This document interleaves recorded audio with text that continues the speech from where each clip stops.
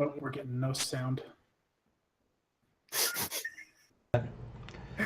Let's try that again, shall we? Good evening, ladies and gentlemen, and welcome to Something Wicked This Way Comes, the only show that has sound problems every time. I'll get the hang of it eventually. I apologize, but you are here to watch us traverse the modern world with some D&D magic. When last we left our heroes, they continued investigating the mysterious explosion of the Plaster Dragon Tavern. Along the way of their search, they encountered vampires that were mad at Reginald for some reason, and Reginald was mad at the vampires for stalking his son. A court trial ensued, but fortunately Zuki secured representation for Reginald. Lord Malmarathir was only too happy, in exchange for a favor, to go and represent Reginald and help him to beat the charges. At which point, both the party and the vampires discovered that someone had set them on a collision course with each other for some reason. The party took this information and formed, well, I wouldn't call it an alliance with the vampires, an agreement to share information and not kill each other, which I suppose was the best we could really hope for after the way things went down before that. The party settled back into Reginald's apartment to plan their next move when suddenly they were confronted by a wrong spider. And by wrong spider, I mean it was a spider with too many legs, too many eyes, the wrong number of mandibles, all of the kind of things that a spider should have. It just had too many of, which was creepy enough for Nicholas. And then it opened its mouth and vomited forth hundreds and hundreds of tiny spiders. This was unsettling to the group, and they were forced to hack off the spider's legs and send it plunging to the street below. When they looked down, they didn't see the spider, and Zuki noticed it flying away, because what's more terrifying than a spider? A flying spider, of course. The next day, the party began undertaking various personal errands. Zephyr went to meet with his mother. Reginald and Nicholas went to check out the hospital and then an occult bookstore. Keel followed Zephyr to keep him safe, and Zuki decided to go to the coffee shop and meet with Malmarathir again, and then go and do some more information seeking of her own. Zephyr thought his mother had been killed, but it turned out that he was being deceived and nobody else saw it. However, it caused him to attempt magic in a public place, and Keel hurried him away quickly. Fearing that Ben may be upon them, Reginald went to scout the area, just in time to see the Ben van go peeling out away from outside his apartment. The group decided that they had had enough hiding and were going to go and confront Ben face-to-face head-on. They headed to Ben headquarters in Boston, where they found a couple of men who were chanting outside the headquarters. Zuki thought that one of them may be in distress and went to heal him. Reginald realized at the last moment that these men were the exact same description as the men that had blown up the Plastered Dragon, tackling her just before the building blew up. And as debris from the Ben headquarters showered down upon them, that was where we left our heroes. And now, episode 6 of Something Wicked This Way Comes. The building is still collapsing. There is smoke and rubble and dust and debris, and a cloud washes over all of you. What are you doing? I am picking Zuki up and getting her as far away from here as humanly possible. Okay. How far exactly is that? Because, I mean, you could get pretty far if you wanted to. It's going to take you a while because you're at half move carrying a person. All right. Well, she's all right. Yeah. Zuki, are you okay? Yeah. Yeah. Is everyone? We're not leaving everybody. No. Is everyone all right? Sound off. How far away was Keel from the building? You hadn't started to head inside, had you? No. I ran in front, so I put myself right in between Reggie, Zuki, and the building. And Okay. I held up my shield. That's so- right, you did. Go ahead and give me a dex save to see how much of yourself you were able to duck behind the shield. With that -1, that is a 14. Ooh, that's not bad. That means you only take 4 points of bludgeoning damage from rubble and debris. All right. Okay, and then again, about how far away from the building? You guys are probably about 50 feet. Okay. And at this point, the building's fallen completely, correct? The building has fallen completely, yes. All right, so Keel's going to slow walk up, get about 10, 15 feet from where he's at, and basically just drop to his knees. Okay.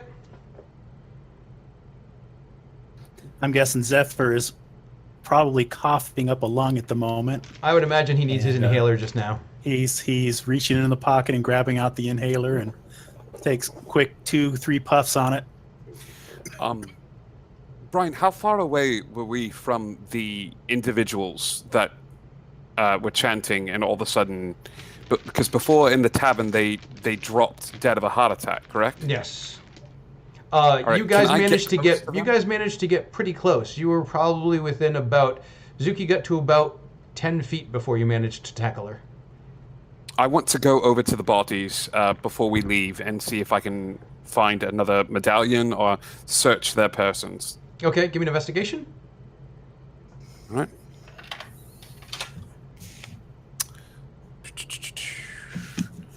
Ooh, that's not bad. That is a 15.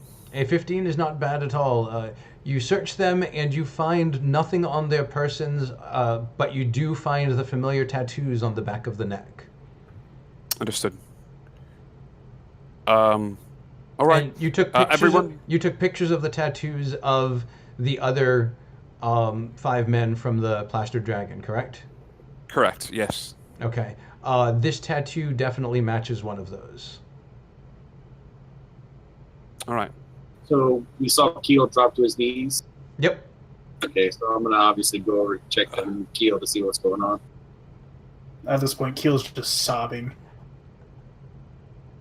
Keel, we have to leave. I'm so sorry, but we have to get out of here before the authorities arrive, and we are helpless. There's no authorities left. They blew up Ben. I understand that, Keel, but there are still civilian authorities out and about, and a large explosion of this kind is going to attract them, and I don't have the time to be taken into police custody if we are going to solve whatever is happening here. I need to know if there's any survivors. I've got to find Danny. Did you know someone inside? I've got to find Danny, and Keel begins to walk towards the rubble. Okay. Who's Danny? I mean, I'm concerned for you, obviously. Brian, is there any way anyone could, is the building just demolished?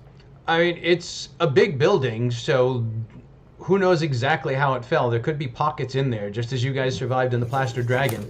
It's entirely possible that there are structural pockets within. Shit. All right. Keel, you're not leaving, are you, until you search this? Keel hasn't said a word. He's digging through the rubble, kind of at random Okay. at this point. I will assist. I will look around and see if I spot any life. And I will try to keep an ear out for sirens. Okay. Go ahead.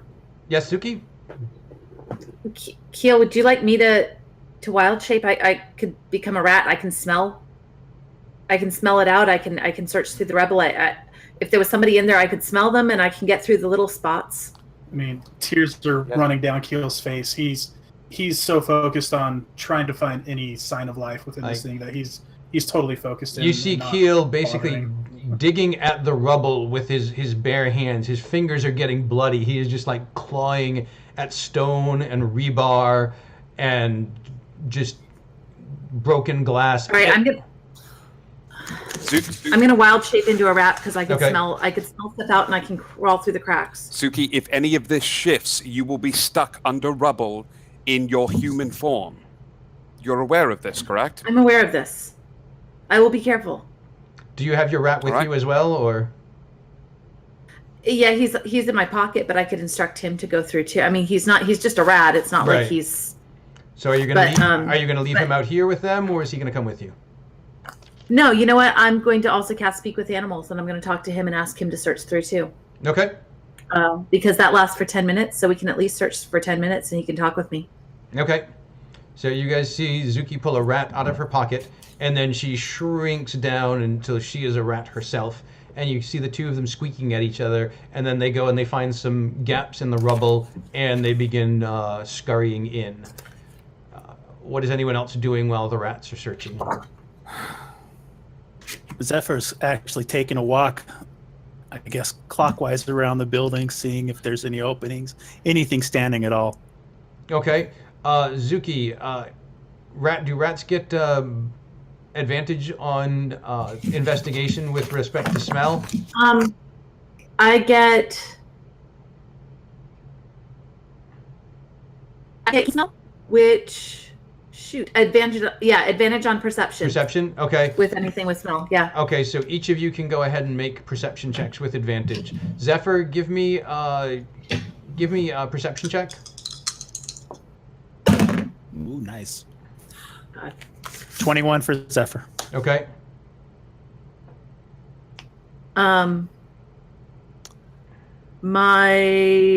So that would be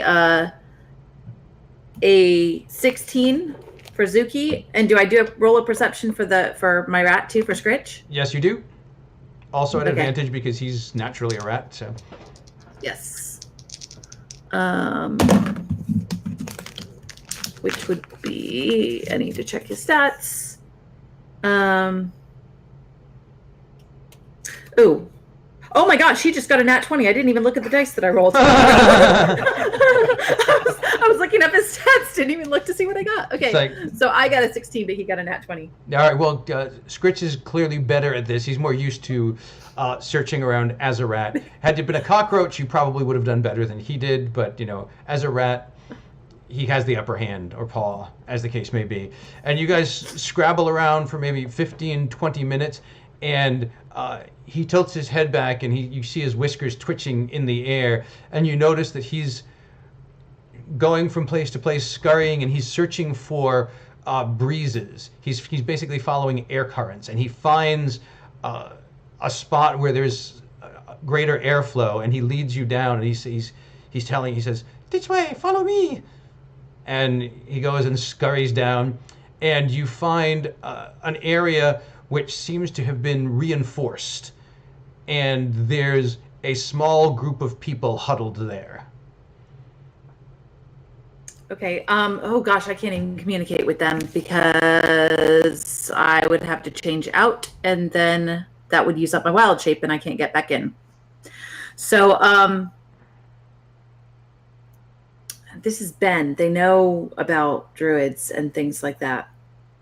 So, okay. So what I'm going to do is I'm going to go down there. I'm going to go down there, and is there enough space for me to move around on the floor? Yes.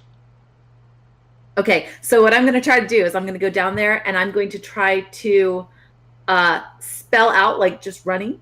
Okay. In like let me see, SOS or help. SOS is going to be shorter. So I'm going to try to run in like an SOS pattern, like spell out the letters like a couple of times. In the dust on the floor? In the dust, yeah. Okay. In the dust. Until they notice it. And hopefully if they notice it, which I don't know if I'm going to have to roll for that, but then I'll take that cue to leave and to go back and let everybody know what's going on. Okay.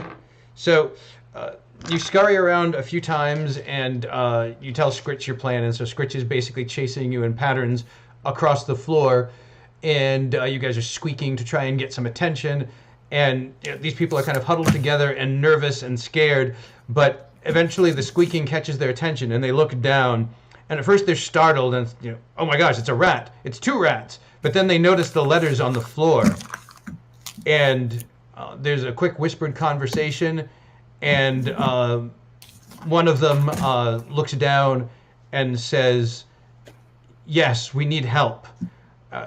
Are you? Can you bring us help?" I nod. Okay. I'm not sure if there are other survivors, but we are in. If you can get access to a floor plan or a layout, we're in conference room B, and the shortest way to here would be through the rear entrance of the building. Okay, so I leave and try to get back to where everybody is. Okay, Zephyr, as you are wandering around the building, you've come across a few of these guys in hoodies. Okay, I'll be examining each one, again, looking for medallions and taking note of the marks on their necks. Okay, you find tattoos on them, but no medallions. Okay. And as you wander around, you get maybe halfway around the building. You can see what looks like a carport, and kind of like as a rear entrance, there's a little carport overhang there, and it looks like some of the rubble has fallen onto that overhang, but that the overhang has stayed up, and so there's still a way into the building from the back, though you're not sure how sturdy it is. It looks very precarious at this particular moment. Okay. And you've probably encountered 4 people so far, 4 dead bodies on the outside as you've gone around. Okay, I'm going to go ahead and take a couple puffs on the old inhaler and kind of jog around the rest of the building. Okay. And head back to where everybody's at. As you jog around, eventually you discover that there are a total of 8 bodies, whereas there were only 5 at the Plaster Dragon. There are 8 here. Gotcha. All right. So do I meet up with everybody? Well, Keel, Reg, and Nicholas are there. Okay. And a little short of breath. Breathe. It's all right. Looks like might be access in the back. I didn't want to go in at all because I can't imagine it being that sturdy, but we may be able to access from the back of the building. Keel, take Zephyr, take Nicholas. I'll wait here for Zuki. Head to the back of the building if there's access. Keel nods, but doesn't say a word and just begins sprinting, basically, around the back. I take another long puff on the inhaler and roll my eyes and start heading back in as best I can. You're starting to get a little jittery from all the albuterol. You may have hit the inhaler a little bit too hard. Yeah, I got to keep the lungs going. So a few minutes later, Reg, it feels like an eternity because there's nothing you can do, and you're just standing out there waiting, knowing that Zuki and Scritch are navigating unstable rubble. And how long does it take? It takes them a good half hour before they come back out again. How many cars do I see? This is a weird question. I've probably been to this building before, and there's probably a parking garage, but there's also probably parking out front as well. There's metered parking on the street. Does it look light for this time of day, or even, or? It looks about what you would expect. Meter parking typically tends to get used first because it's cheaper. Understood. And so, regardless of whether people are coming to this building or not in Boston, if there is a street spot, it gets nabbed almost immediately. It's been half an hour, and there's still no sign of ambulances or fire trucks. Not yet, no. All right. Yeah, I stand firm. Okay, Zuki and Scritch come scrabbling out. I come out of my wild shape, and it's actually everybody's pretty familiar with this place except for me. And I say I found some people. They're in conference room B, but I can point out where they are, and they said the easiest way is through the back, based on where they are in the building. All right, let's go. Let's go as fast as we can. And Scritch scrabbles up Zuki's leg and crawls back into her pocket. Good job, Zuki. And you just see Scritch's head kind of poking out a little bit.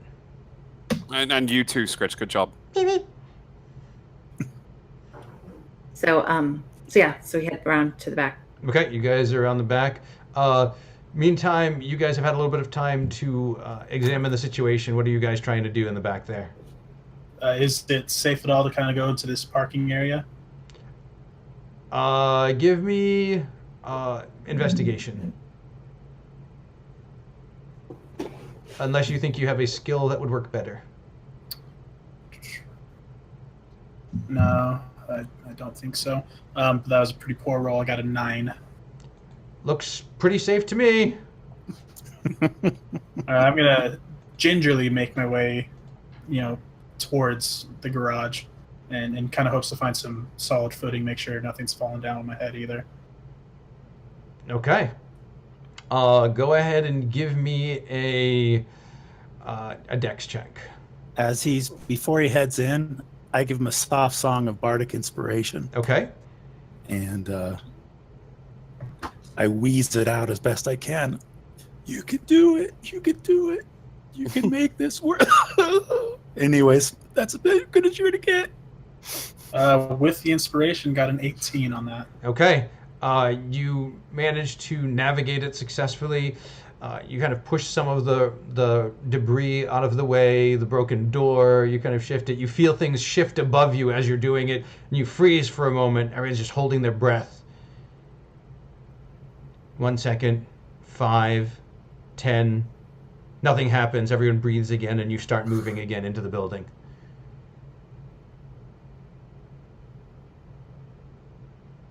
All right.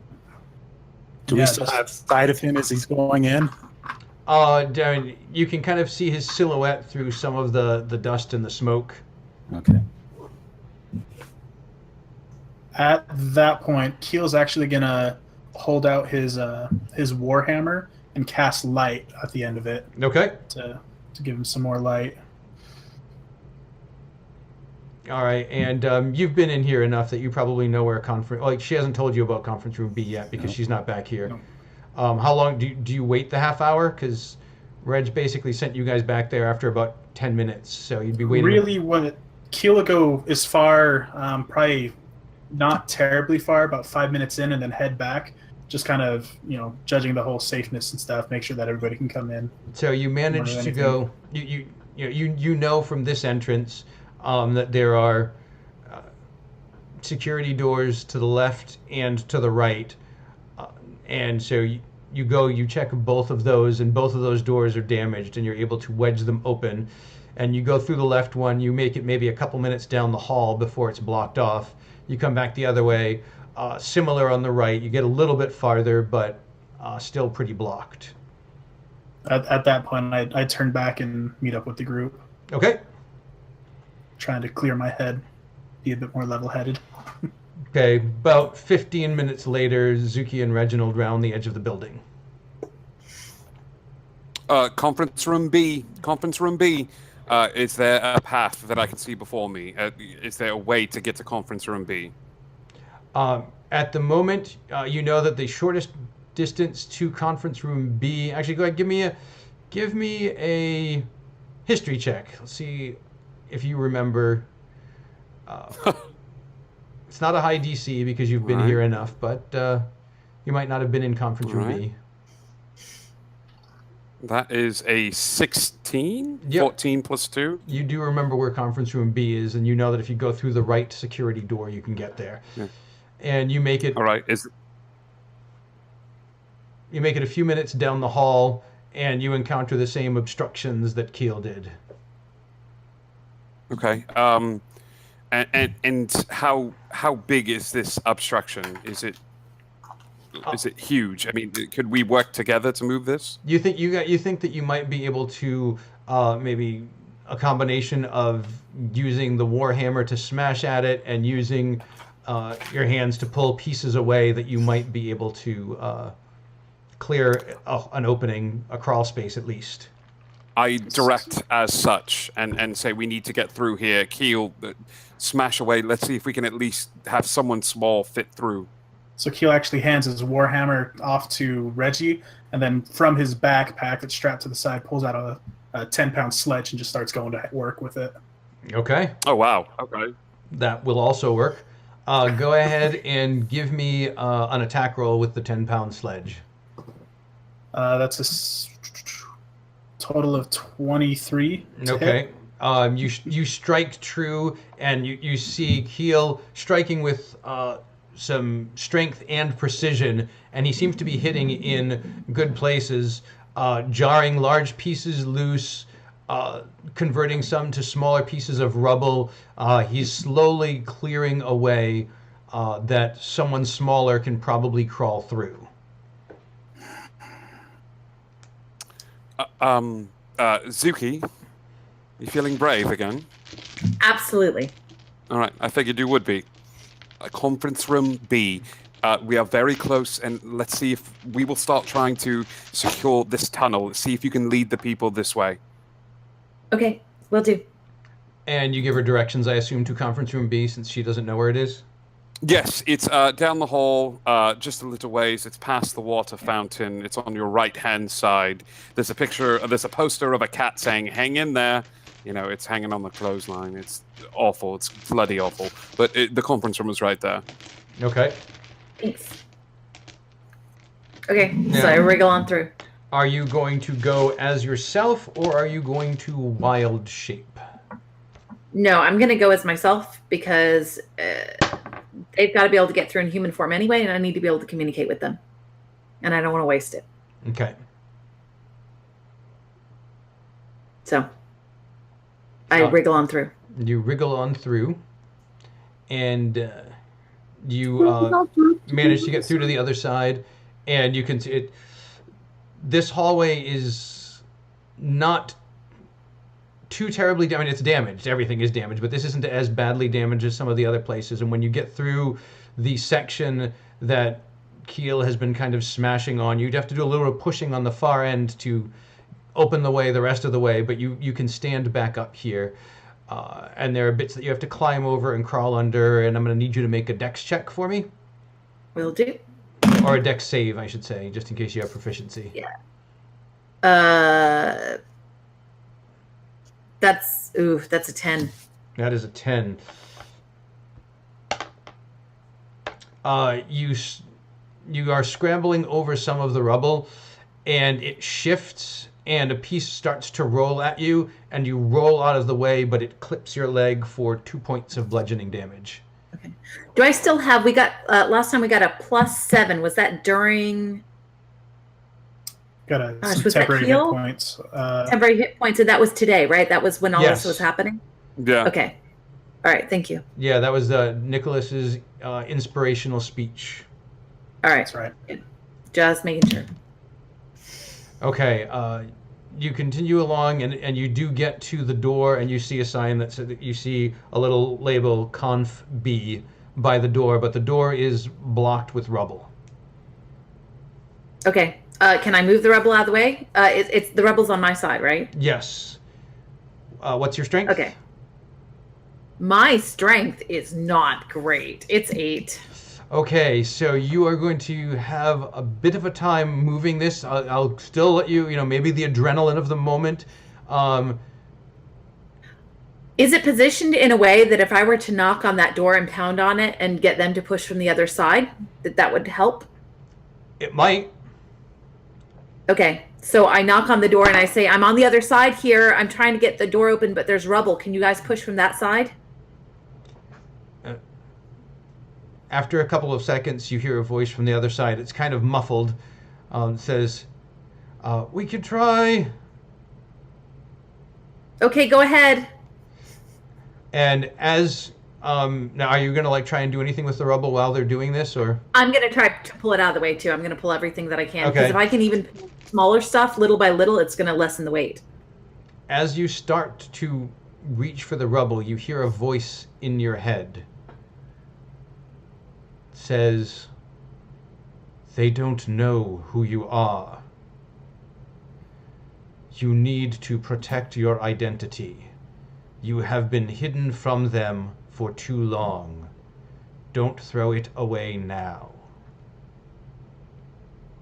I need to help them. You don't recognize the voice, by the way.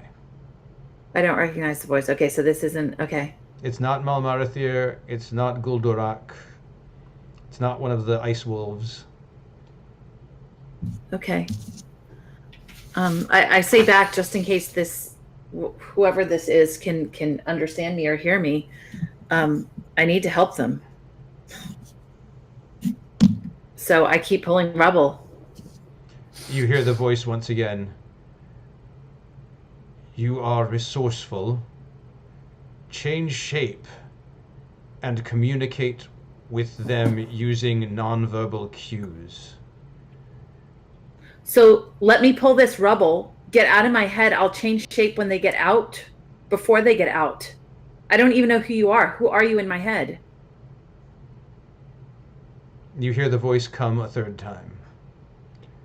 I can only do this one last time today, but you have been searching for me for a long time. Have you not, little one?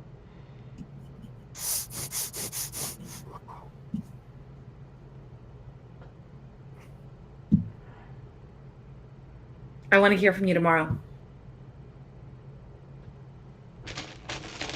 And I know he can't respond back, but Convenient, I'll leave wasn't it at that. Yeah. So what I will do is I will move the rubble, but as soon as I see that door starting to open, Okay. I will wild shape into something recognizable but small. Oh, they recognized me as the rat. Like I was there as the rat before. Mhm. So I'll wild shape back into that rat form. Okay. So, give me an athletics check. Okay. Zuki's the best at athletics. She's not. Oh gosh. So good. That would be a 12 minus 1, which is an 11. Oh, an 11 is not that bad. I mean, with people helping from the other side, the door begins to budge. You can see a little bit of a crack of, not light because it's more emergency lights everywhere, but you can see a little shift in the light and the airflow as the door begins wedging open. Okay, as soon as the door begins wedging open, I'll wild shape back into rat. I'm gonna, because I still have Scritch with me, Mm-hmm. I'm gonna pop him out of my the pocket in my Okay. sweatshirt, so that he can, because they recognize both of us anyway, so Sure. that he can leave them too. All right. They keep pushing at the door, Yeah. but it seems like it's stuck. And those dice are going to jail. They're going to give one more attempt for the other two people in the room to give it a push. I've put 4 dice in jail. With 4 dice, I have rolled a high of an 8. Oh, jeez. I thought it was open enough that they were coming out. No, not just yet. Nope. It was just a crack, but they kind of push Okay. and they wedge, and eventually they get it open enough that they can uncomfortably squeeze out. And you see 7 people. Actually, you see 6 people squeeze out, and then they're looking around. They're like, where did you go? I'm in a prominent place in the hallway, running in like little patterns again, like I kind of was before. It's the Maybe rat. not letter patterns, but. So someone says it's the rat. The rats are back. And I run down the hallway, and then stop and look at them, and then keep running, and then stop and look at them. They look at like I'm wait. doing the Lassie thing. Right. They go wait a So minute. he's in the well. They go, wait a minute. We have someone injured inside. We need a second to navigate him out. And you see the upper torso of a man being kind of guided out, and 2 people support him and slowly pull him out. And then you can see a pair of hands supporting a leg as they kind of guide it out through the door. And the leg is pulled straight and splinted, but you can see bone sticking out, and the leg is soaked with blood. And they kind of slowly manage to nudge him out. And then the last person comes out, and they kind of four of them cross arms and make like a human stretcher and begin carrying him down the hallway after you. Okay. I keep running and looking back and making sure they're following me. They're doing a decent job of navigating the obstacles. It helps that you've navigated them first, and so you're leading them in the right places to where the rubble isn't going to shift, and you eventually get them back to the hole. Okay. And I scramble up back through the hole and out to everybody. And hopefully they're going to start pulling rubble from their side if possible. And the first couple of people crawl up through, and then they ask. One of them looks at you guys and says, "Do you have this? This is a crazy request. Do you have a blanket or a sheet or a stretcher, something?" Well, no, but we have the next best thing. Do you have an injured person? Yes, we do. Yes. Can you get them as close as you can to the hole, or is there? Can I take off my coat and see if we could modify that into a stretcher of sorts? Or... Sure. Yeah. Yeah. So I can't heal a person in my rat form, can I? You cannot. Nicholas, we have someone very badly injured. I need you to be ready as soon as we get them out. You know, I'm ready to go. I would say that you could crawl a healing potion down, carry one down in your teeth if you wanted. Do we have healing? Do we have any? I don't know. Do pulls you? one from his bag. Apparently you do. Yes. Keel pulls just a standard healing potion from his bag. So all right. A 2d4 plus 2 healing potion? Yep. Okay, Keel, why don't you And go these ahead? people would know about healing potions. Probably. Right. Why don't you go ahead and roll 2d4, Keel? How does 7 on that? 7 sounds pretty good. So, Zuki, you kind of crawl down the hole very carefully with this vial in your teeth and place it into the hands of one of the people that is tending to this man, and they feed it to him. He's not conscious, so they have to feed him the potion because you can tell that whatever was going on there was super painful.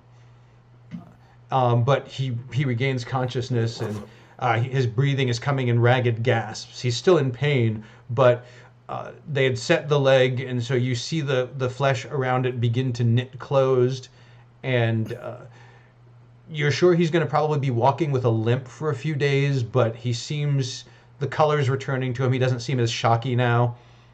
He seems like he's doing much better. With the 2 people that already made it through the hole that was created, does Keel recognize any of them? Yes, Keel does recognize one. Richard. He's in IT security. Just seen him around. Got it. Yeah. He looks at you and says, "Keel, what are you doing here?" I was coming to see Danny. Is Danny okay? He's been hurt. Some rubble fell on his leg. He's alive. It's broke real bad. Yeah, that's what we need the stretcher for. And Keel just super happy. He's doing everything he can to either move the rock or just. Is there any way to make the hole larger without damaging the structure around us? Everybody but Keel, give me perception on that. Because you're a little bit... Me too? Even in rat form? Yeah, you can still see things. You may not be able to say what you see. 23. Nat 1. Nope, Zook. You must still 14. You must still be down in the tunnel with you're coming back up the tunnel, so you haven't seen yet. 15. 15. Okay, Reg, you notice that in Keel's enthusiasm, he's grabbing the wrong rocks, and he's about to bring this tunnel down on people's heads. Keel, stop. Freeze. He stops. You're about to bring this tunnel down. I need you to calm down and do exactly as I say, all right? I will show you how to do this, all right? Keel nods. Silent, though. All right. Yeah, and I will start directing them to do that, and then Because I assume the two people that have crawled out are not leaving until they get the injured man away. Oh no, correct? yeah, no. They were basically crawling out because they didn't know who else was here, and they were going to pull from the top while people at the bottom pushed. When they saw that you guys were here, they were like, "Oh, hey, do you have something that might make this easier, so I don't have to drag a man with a broken leg across rubble?" Understood. So I direct Keel the correct way to maybe keep the tunnel stabilized, but still assist with removing rubble. You think that it's probably not a good idea to remove any more rubble, and the hole is big enough. So Okay. you basically tell him just kind of stay where you are and hold those rocks in place at this point. Just wait there, Keel. I know you're anxious to get whoever you know inside, but just wait. And I start trying to bring people from that other side of the tunnel through this way. Okay, how are you going to get the injured man? I'm going to lay my coat over the rubble and have Nick be on the other end of the tunnel. All I need is I'm betting on Nick being able to do some healing so that at least we can get him mobile enough. Okay. So almost using Nick to assist bringing him through. Okay, so you kind of basically lay the coat down, Correct. and they drag it down, put him on the coat, and kind of drag it back up through. Understood. Yes. So who's going to do the dragging from your end? I can do that. Okay, give me acrobatics. Acrobatics. Oh, that's much better. Because this is more that is- about maneuvering him to not hit any of the bad bits of the rock than actual brute strength. 14. 14. Okay, you are able to pull him. Your coat gets snagged in a couple places, and you're sure that there's going to be a couple of tears. You really hope you know a guy with a mending cantrip, because you love this coat. But Oh, I have such a good coat. I mean, I'm worried about him, but it's such a good coat. and Danny is pulled up through the hole, gasping a little bit, wincing a bit in pain, but looking all right. And he looks up, and as he's being dragged through, Keel is there holding the rocks. He's like, holding the rocks up. And he's like, am I in shock?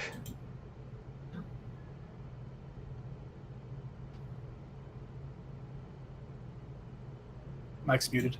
Yeah, I just lost him. Mike was muted there, Nick. Oh, you can hear me? Oh, Yeah. I solved all the problems, guys. You missed it. Well, he's looking at you, I said, yes, you're in shock. Let's get him out here so we can treat him. but he's looking at you, Keel, when he says, am I in shock? Because it doesn't make any sense for you to be there. Danny, yes, you're really, really hurt. We got to get you out of here. And he just continues holding. whatever he Okay. can. Sure. All right. Next person comes up through. Keel, I need an athletics check from you. And Zuki, you're back, yes? Yes, but I have not changed Right. back. I am staying out of the way. I'm letting Reggie know I'm there. Like I'll crawl up past him, skitter up his leg a little bit now. You get a little bit freaked out just because you weren't expecting her in rat form, and you just feel tiny claws on your leg, and you look down, and a rat comes crawling out of your pants leg. Oh, forever unclean. All right. I pat my shirt pocket up top and hold it out, and I just pat it right there. And I signaled to Scritch Scritch, because I'm a rat and he's a rat, so he understands me to follow me so that he ends up with 2 rats in his bucket. Yep. I'm a freaking walking, talking Disney film, apparently. Yep. Okay, Nicholas. Meanwhile, the other two have carried. Yeah, I'm just going to be Danny triaging over. people. Okay. Yeah. Mostly minor cuts and scrapes, but Danny has what looks like a well-splinted but broken leg. And that was a total of 20 on that athletics check. Okay. You can see Keel straining and sweating, but the rocks are not moving. couple more people come through. You've now got 6 of the 8 out. Keel, one more athletics check. I'm going to be singing this time to Keel to push it to the limit, because we're in it to win. And I give him another bardic inspiration there.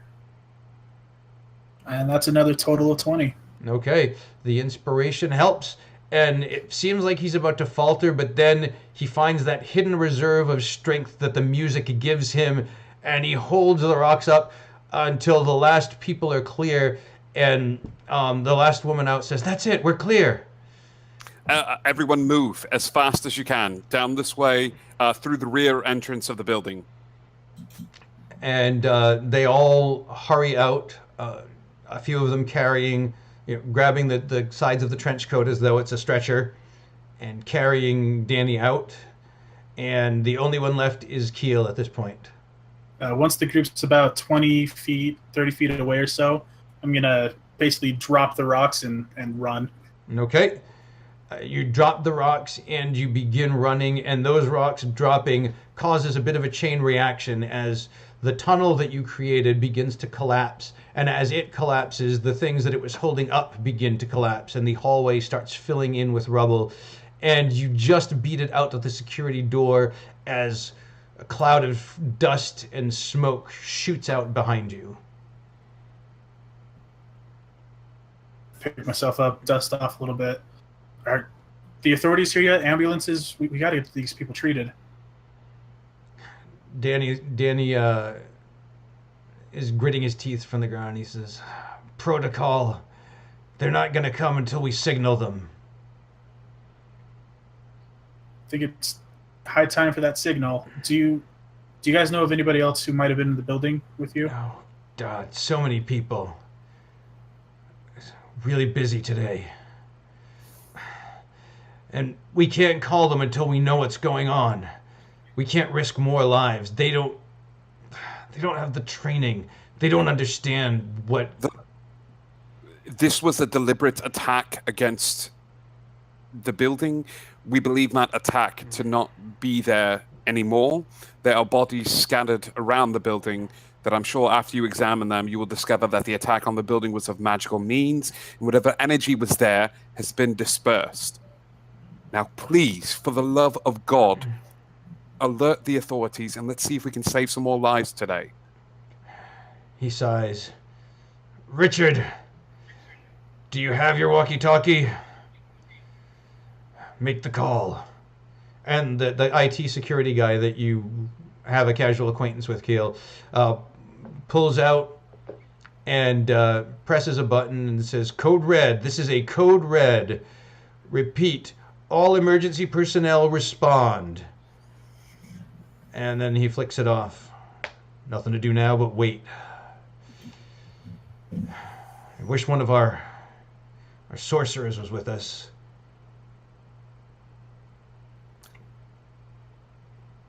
Looks like everybody's okay. This one's going to need his leg set, but we can't do that on scene. Everybody else seems to be all right. No major injuries. Keel, can we please leave now? He said that there were still others in the building. I've got to do something. There's nothing you can do. We've got an emergency teams on the way. You don't want to be here. Your friends clearly don't want to be here. I recognize this one. This one, he looks over at Zephyr. This one I don't know. He was never here. He's not on our radar yet. You don't know this this one. one. I was This one never was- here. Reginald pipes up against this one that you're referring to is this one was one of the people that helped assist in rescuing all of you.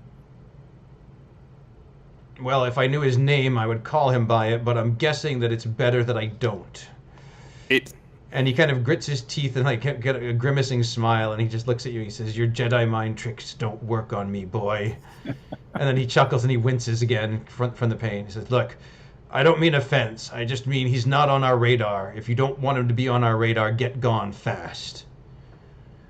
That's right. Alex was never here. thank you for saving us, but just this is not this. Keel, I'll talk to you later, okay? We'll sort this out.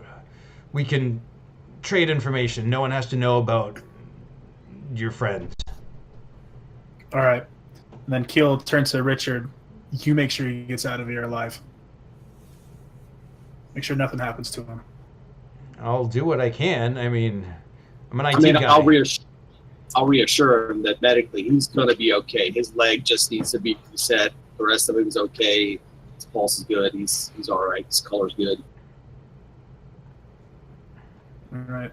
And then Keel turns to the group and, silent nod of, okay, let's get out of here. Okay. I'm already walking as fast as I can. Okay. So you Yeah, guys... the most awkward speed walk I've ever seen. I don't know. We saw some awkward speed walking last night, but seems to be a thing. I don't know if awkward speed walking is the preferred casual D&D escape method. Maybe it's advanced walking, and we're just not, because we're not up on that. When we don't want to seem like we're running, we speed walk. All right, so you guys head back to the vehicle and pile inside.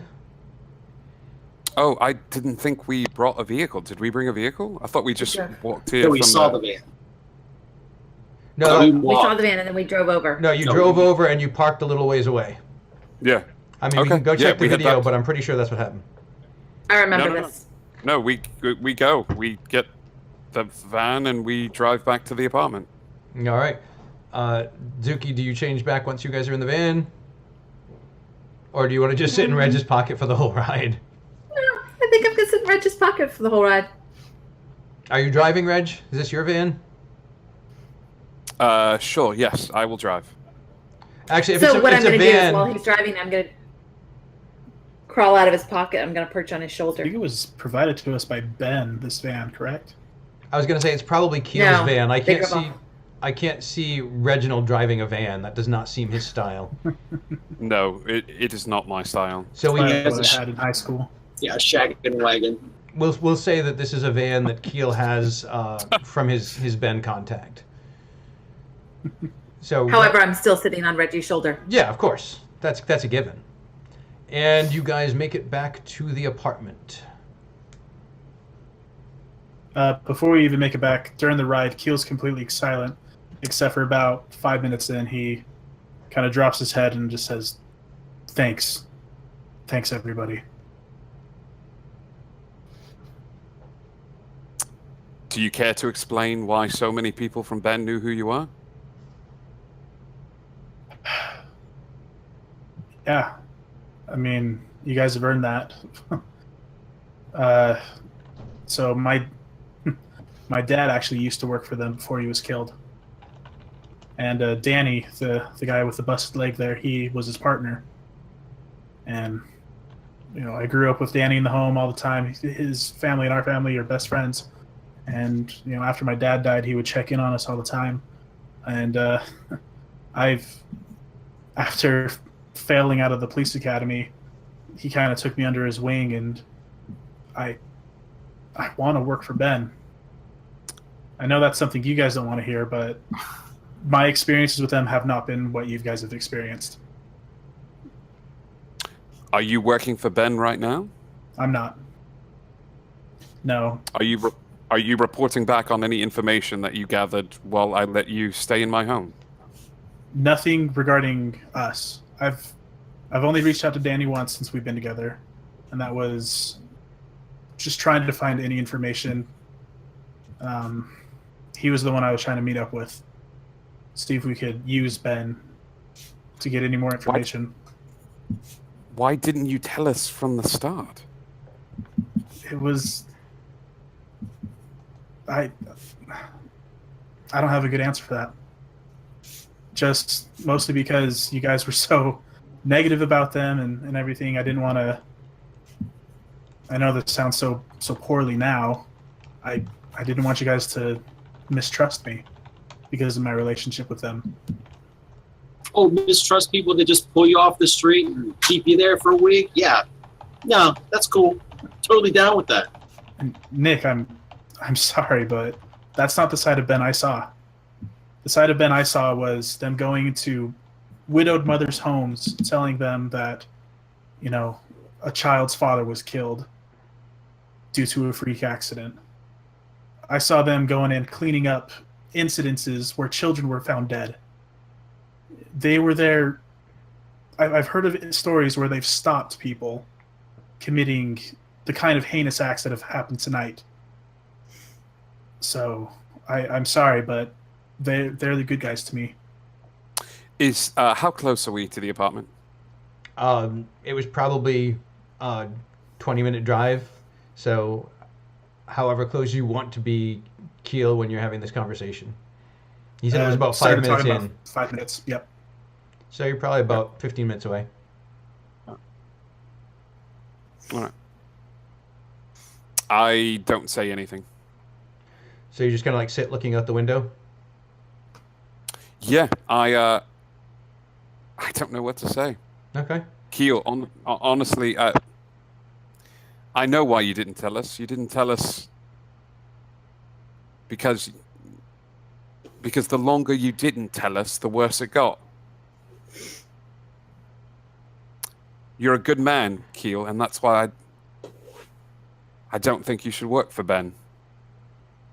I know you've seen the good in them, and I'm very happy for you. You still believe in Santa Claus, and that's wonderful. And if I could go back to a time in my life where I still believed in the good that organization did, I would want to go back there in an instant.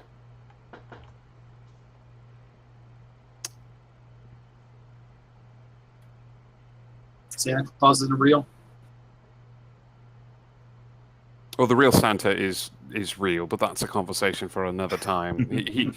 He's a bit of an asshole, and he drinks like curses like a sailor. But we'll talk about that. Winter Court, I think. Santa. Winter Court, yes. The anomaly to Winter Court, just very gregarious.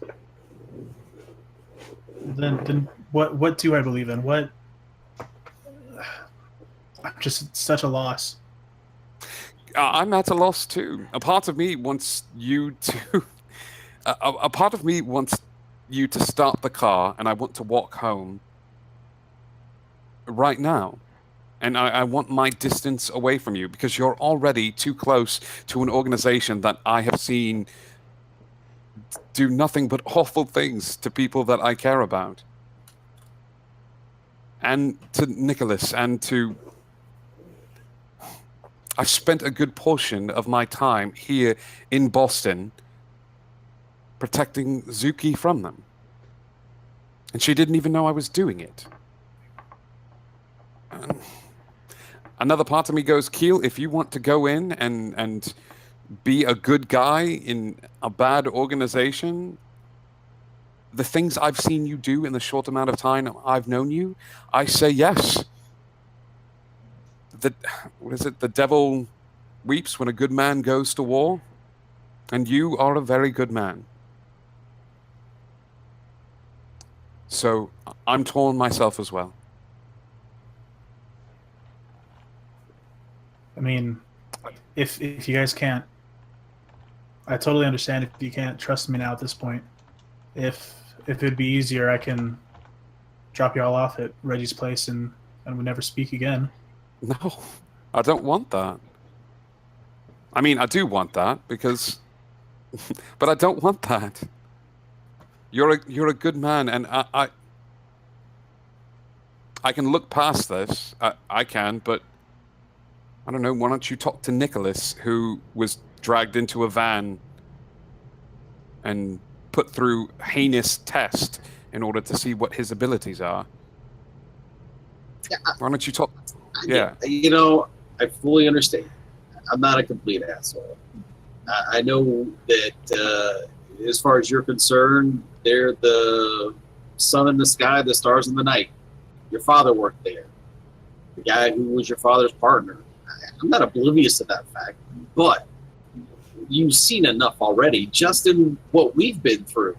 that you got to be able to have pierced the veil a little and seen that there's something else behind there.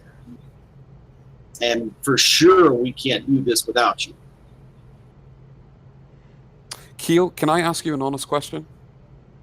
Absolutely. If Ben approached you tomorrow and asked for any information you had on Zephyr, because I saw how hungrily they looked at him, and said they would promise you full Ben status, agent status, if you gave them all the information you had on Zephyr, would you take them up on it? My eyes go wide at the whole conversation, how it's turned at this point. Honestly, no. Why? I've also heard the bad things, not only from just you and Nick. And I'd be a fool to consider that it was just all the good things that they've done. But I have heard things where they've tested people to the point of insanity. But that's just the thing. One good man in that kind of an organization can change it. Danny was doing some great things. I'm not saying that his hands were completely clean, but he saw the evils. So did my dad.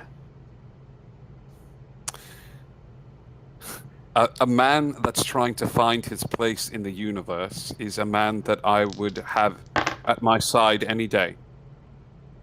You are always welcome at my apartment. But please let us know if we're about to get raided by government agents. I feel like that's a fair ask. That's more than fair, Reggie.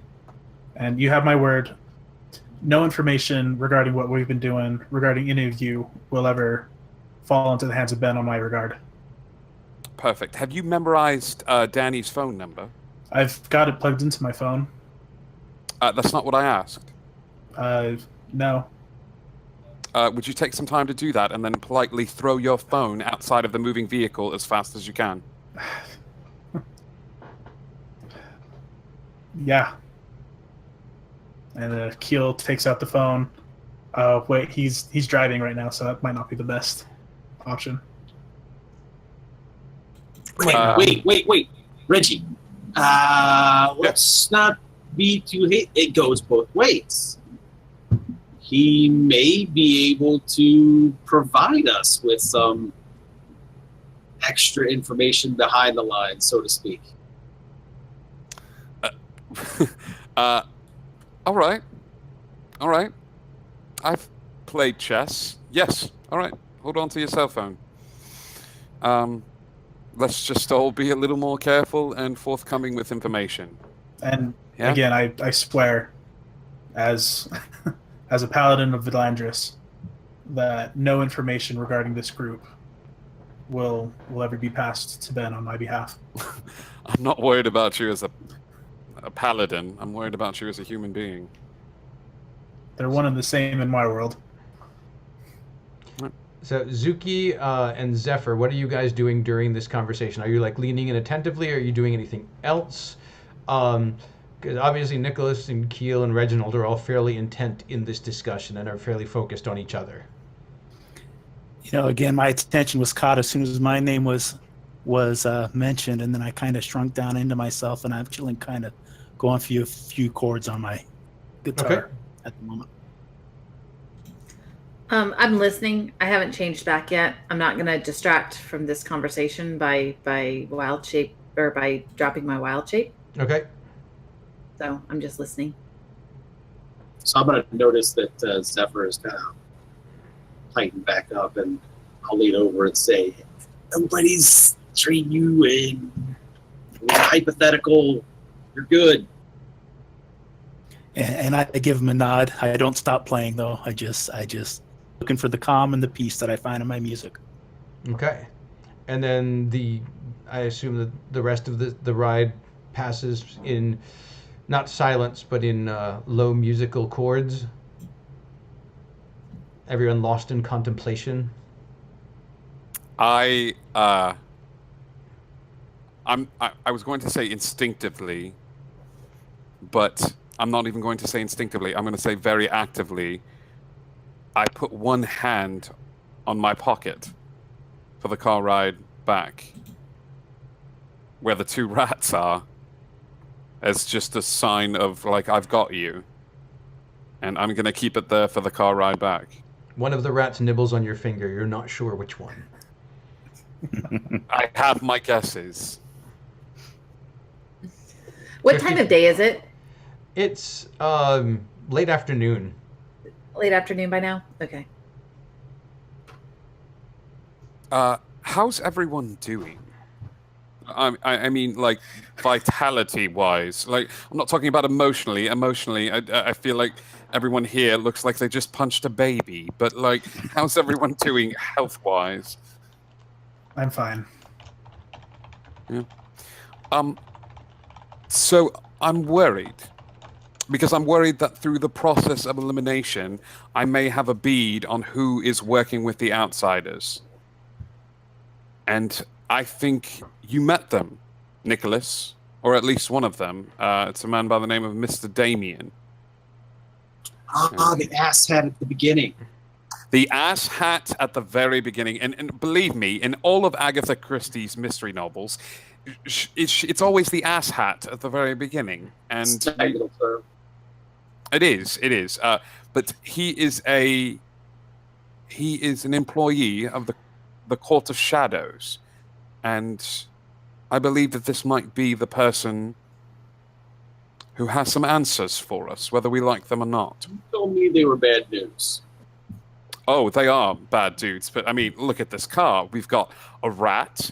We've got a potential Ben agent. We've got an asthmatic singer.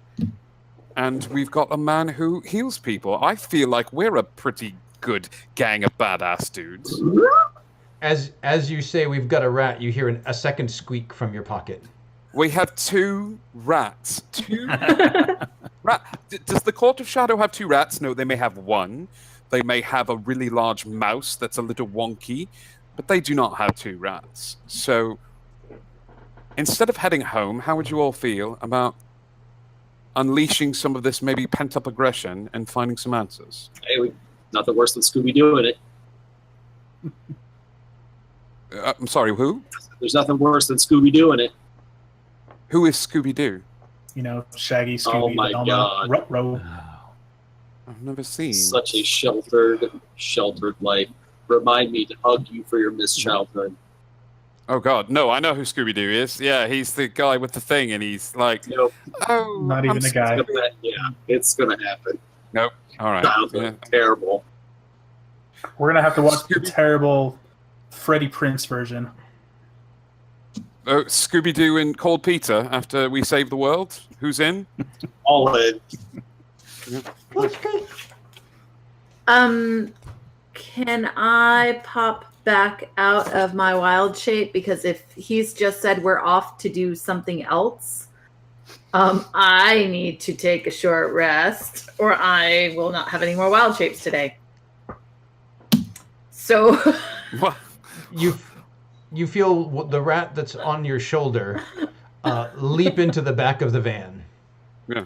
And as it lands, it becomes Zuki. Oh, well, hello. Welcome to the party. hey, so we're off on more adventures, huh?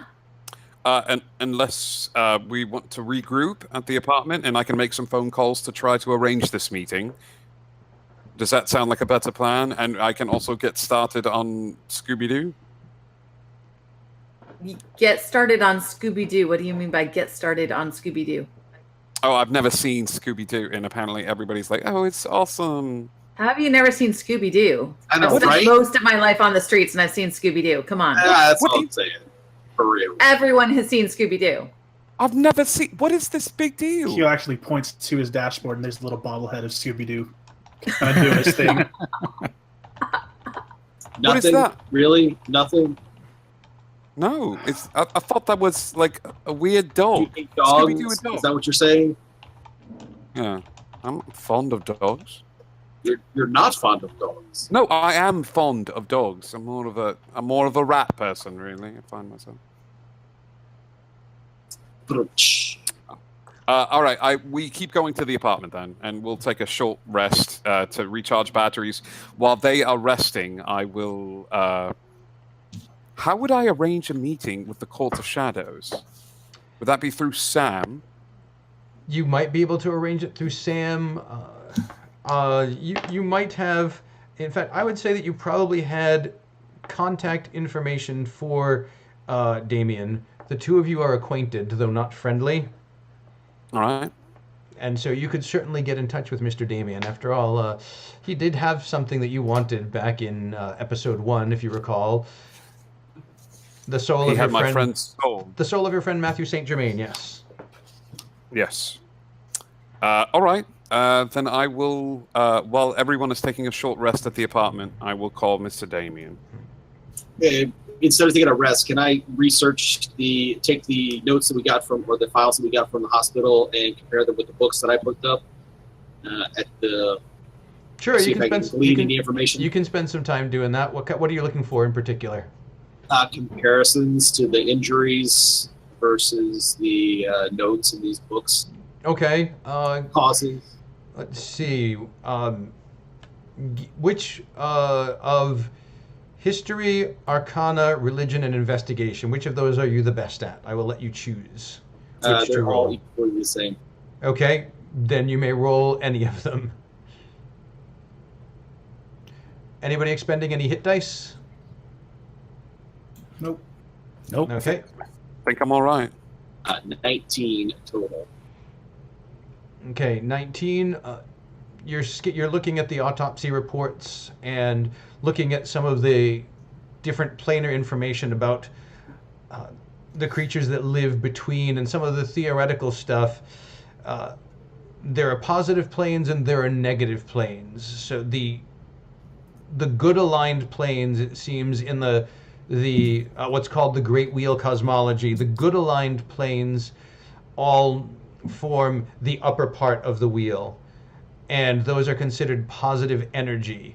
And the evil aligned planes form the bottom part of the wheel, and those are negatively aligned energy. And in the center are the elemental planes, and around it is the Feywild. And the theoretical stuff that you're reading, though no one has ever actually encountered any beings from the connector planes, there is theory that the connector planes have both positive and negative energy to them, and the beings that travel in between the positive upper planes tend to be beings of light energy and radiance, and the beings of the lower planes within the connectors tend to be beings of negative energy and necrosis. And that's what you're able to glean in the hour that you guys are resting. Okay. Anybody else doing anything interesting with this hour? I'm just enjoying Scooby-Doo at the moment. I'm assuming he's got a TV in there, right? Oh, yeah. Now the question is, Reg, is it just tuned to BBC America, or do you get all the cable channels? Oh, no, I don't get all the cable channels, but I have, like, streaming and things like that. I mean, I've got So you guys can Netflix and- Netflix some Scooby-Doo. I don't understand. Do they hear the dog? The dog talks, and everyone in the world just accepts this as reality. Yes. And he Look just at the loves... world we live in. I mean, come on. Yeah, but What's reality? he loves sandwiches. That and Scooby snacks. What is a Scooby snack? Exactly. It's like a dog treat, specifically branded for Scooby Doo. I'm Reg. going to make a phone. Yeah. I was gonna say you're making a phone call. Yeah, I'm going to go make a phone call. Let me know if the tall one gets caught by the bad guy. I like him, the beard. Yeah, Shaggy. Zoinks. Yeah. Yeah, he likes Scooby Yeah. snacks too. Oh, see, I like that. Fred is an asshole. I'm not a huge fan. No, it's an ascot. It's an ascot. Oh, Ascot. All right, thank you. Okay, you walk off yeah. and I walk into the hallway. you dial up Damien. Yes. Damien? Yes. How are you? I am doing well, thank you, Reginald. And how are you? I am well. I've discovered Scooby-Doo and cold pizza. It's been a very busy week for me. I'd like to talk to you about getting my friend Matthew St. Germain's soul back from you. I am not sure you could afford it. Market rates being what they are. You Oh, still really? haven't brought me the animal to find out who he sold his soul to. Well, that's what I'm calling to arrange, a meeting of sorts. How do you know if I can't afford this price if I don't know what the price is? I do suppose that is fair. When did you want to meet, and where? After all, the place that would probably be most satisfactory to both of us is currently not accepting customers, is it? No, it is not. There's other neutral territory. What about Gray's coffee shop? Is Gray's accorded neutral territory now? I'm not sure. Hey, Brian, is Gray's accorded neutral territory at the moment? No, it is not. No, it is not. Well, just because the walls of the Plaster Dragon have been taken down a little bit, I think I would still feel comfortable meeting there. If I can clear it with Sam, and you promise to be on your best behavior, would you be comfortable meeting there? If you were to promise, I know what your word is worth, Reginald. We have a past, don't we? We do have a past, but so much about me has changed now. I mean, I've learned. Oh, so you don't know? I've got friends now, Damien. I'm running with a bigger group. Well, And that is wonderful for you. I've always said you should broaden your circles. yes, well, that's what I'm trying to do, and they are bettering me. So Bettering you there's that. like your torchbearer friends.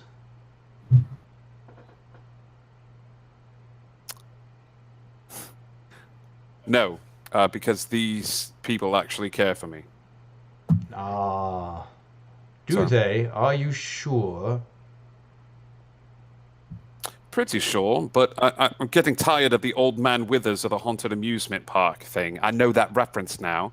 So do you want to have this meeting or not? Yes, let's. I'm very curious as to what it is that you have to offer me. Oh, I think I have a lot to offer you. I'll see you in 1 hour. Just you, or are you bringing your friends? I'm bringing my friends. Very well. Would you like to bring friends? Do you know what they are?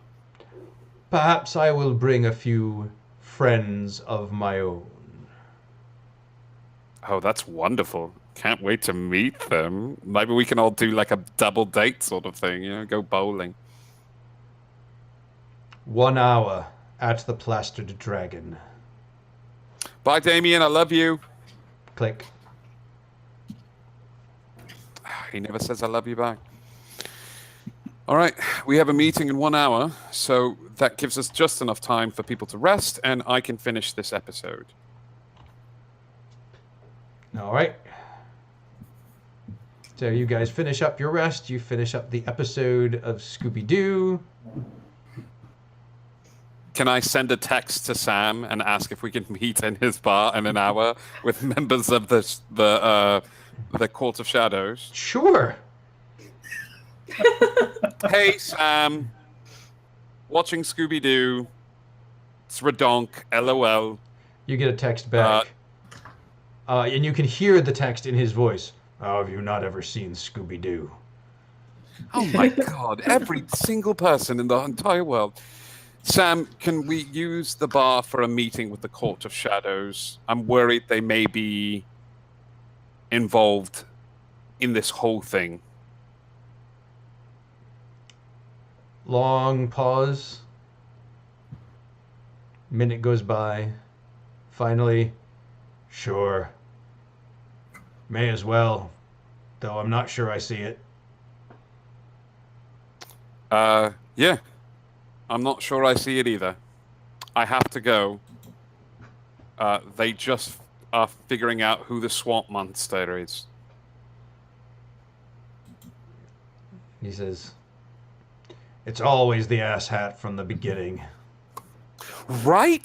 Freaking Agatha Christie in Scooby-Doo. I swear they're the same thing. LOL. JK. LOL. Send. TTYL. All right. All right. We finish on Scooby-Doo and then we head toward the Plaster Dragon. Okay. You guys go to the Plastered Dragon, and you get there. Do you get there on time, early, a little late? What's the plan? Well, I mean, if you're early, you're on time. And if you're on time, you're late. Yeah? How early are you going? I want to go... timing-wise, could I have somebody sort of keep an eye on the place, and then we show up? Keep an eye on the place at 10 minutes, and then 5 minutes early, we come walking in? What do you mean by have someone keep an eye? I don't know. Like, I want to start trusting Zuki a little more, so, like, maybe having her slink off in the shadows a little bit and keep an eye on the place, and then we pretend like we're talking outside to see if she notices anything weird happening. And then waiting outside the front door, or probably just down the street, parked away. Okay. Like, talking in the car. All right. So Zuki, you gonna stealth over? I'm gonna stealth over. Yes. In your normal form, or are you gonna wild shape? No, I'm not gonna wild shape yet. I'm just gonna stealth and be all secret-y. So that is 11 plus 4, 15. Okay. You guys see Zuki melt into the shadows and begin inching along the wall. And she's basically hiding outside the entrance, just a little ways away. Good vantage point to see any comings and goings. And 5 minutes pass. She doesn't see anything unusual. All right. After that time, we gather her up, I imagine, and we head inside the remnants of the bar. As you enter, you see 3 immaculately dressed men sitting on the opposite side of the table facing the door. Mr. Damien in the middle. He nods. Glad you could make it, Reginald. Thank you. We're happy to be here. Oh, I remember you. What was your name? Nathan, wasn't it? He looks at Nicholas. Yes, and that's why Scooby-Doo had dissociative identity disorder. See how I was talking about that earlier? Does that make sense now? Yeah. Yeah. Oh, that makes sense. That makes sense. But me? You're talking to me?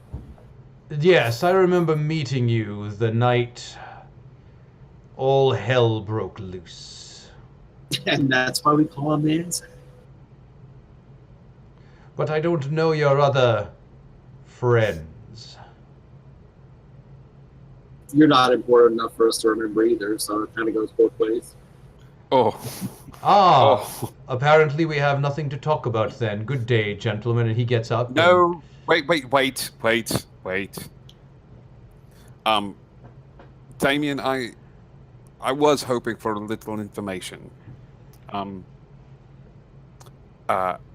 We have been looking into the events of that evening that we all met, and couldn't help but notice that you are the only person that I haven't talked to that was actually here that night. Really? I am the only person that you haven't talked to from that night.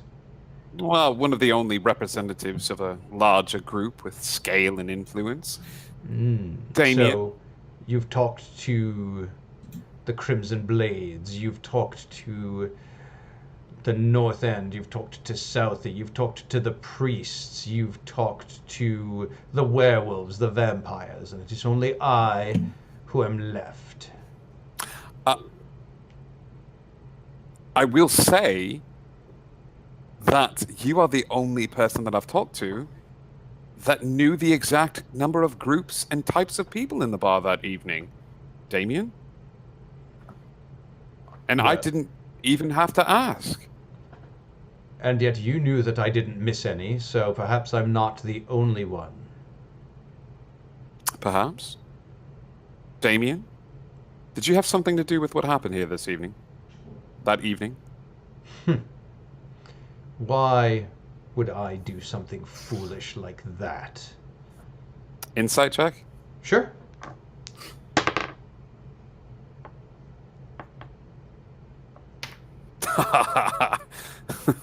That's an 11? Oh, no, wait. Hang on. No, that's a 16. 16, sorry. Oh, My insight, if I roll below a certain number, it gets bumped up. oh, very good, very good. Yes. 16 is definitely better. He seems to be sincere if condescending. Sincere yet condescending. All right.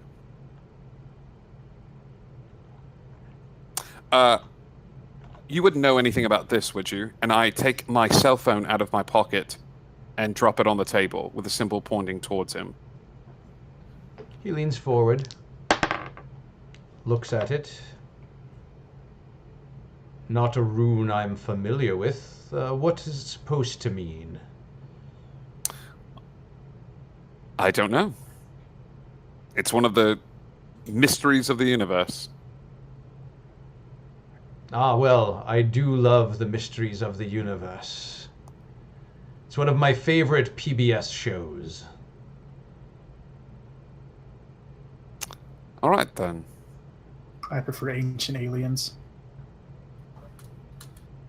What about the two gentlemen that are standing next to him? Do we see anything about them? They look similarly attired. Very nice suits, finely tailored suits, black on black on black, black tie, black shirt, black coat. You catch a bit of the creeping shadows on their arms, just kind of sticking out from underneath the sleeve a little bit. But none of the tattoos that we recognized from earlier. None of the same tattoo symbols, but you do see that they have a lot of tattoos on them, and the tattoos seem to have a life of their own almost. So, you said you wished to talk about Matthew. Have you brought the sacrifice?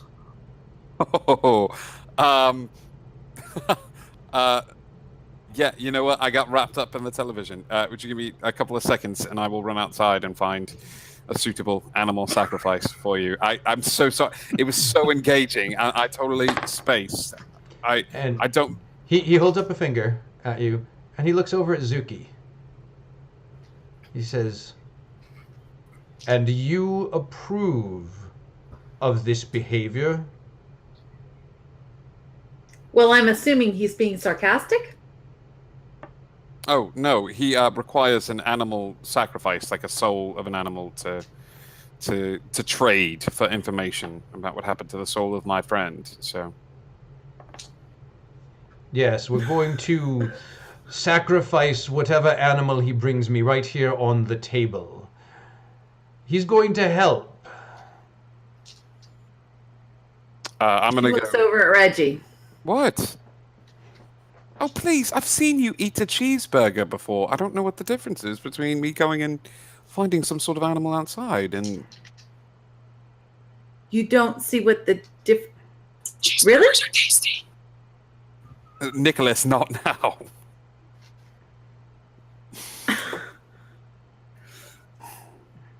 So you're seriously going to do this? Really? Do you not want me to do this? What about that dirty pigeon? You make whatever choice you have to. I'm not going to be here. All right. Well, damn it! I think they are bettering me. Damien, I'm so sorry. I wasn't thinking. Nope. I have to respect the wishes of my friends, and is there anything else that I can do to figure out what happened with Matthew? I can tell you what happened price. with Matthew. The price, Damien. The price. Very well, if you will not give me a soul. What about a goldfish? Who amongst your friends would you say is the most innocent? Why do you ask? When he says that, I'm going to kind of move in front of Zephyr a little. That answers my question. I move away from him. A pint of innocent blood I will take instead of a soul.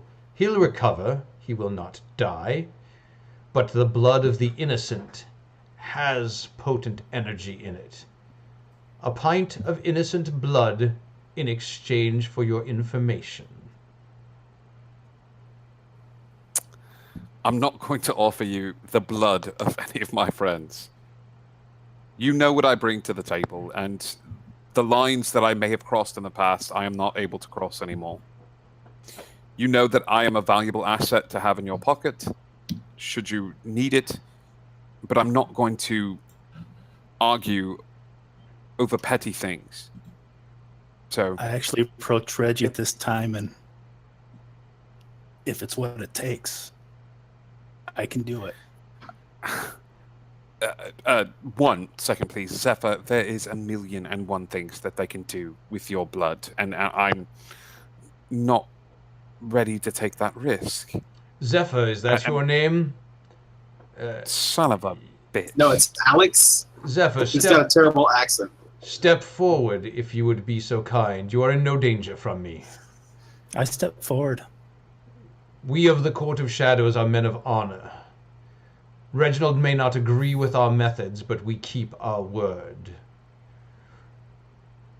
Are you willing of your own free will to give us this blood? In exchange for the information, we further promise not to use this blood to harm you in any way.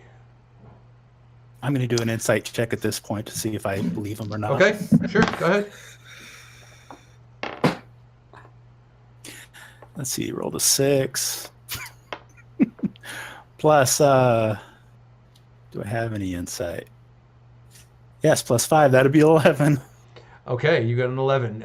He's speaking very sincerely and with conviction. It is important to him that you understand that he is a man of honor and that he honors his word and his contracts.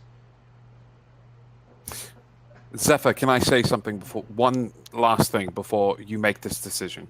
I nod over in his direction. Your mother would hate this.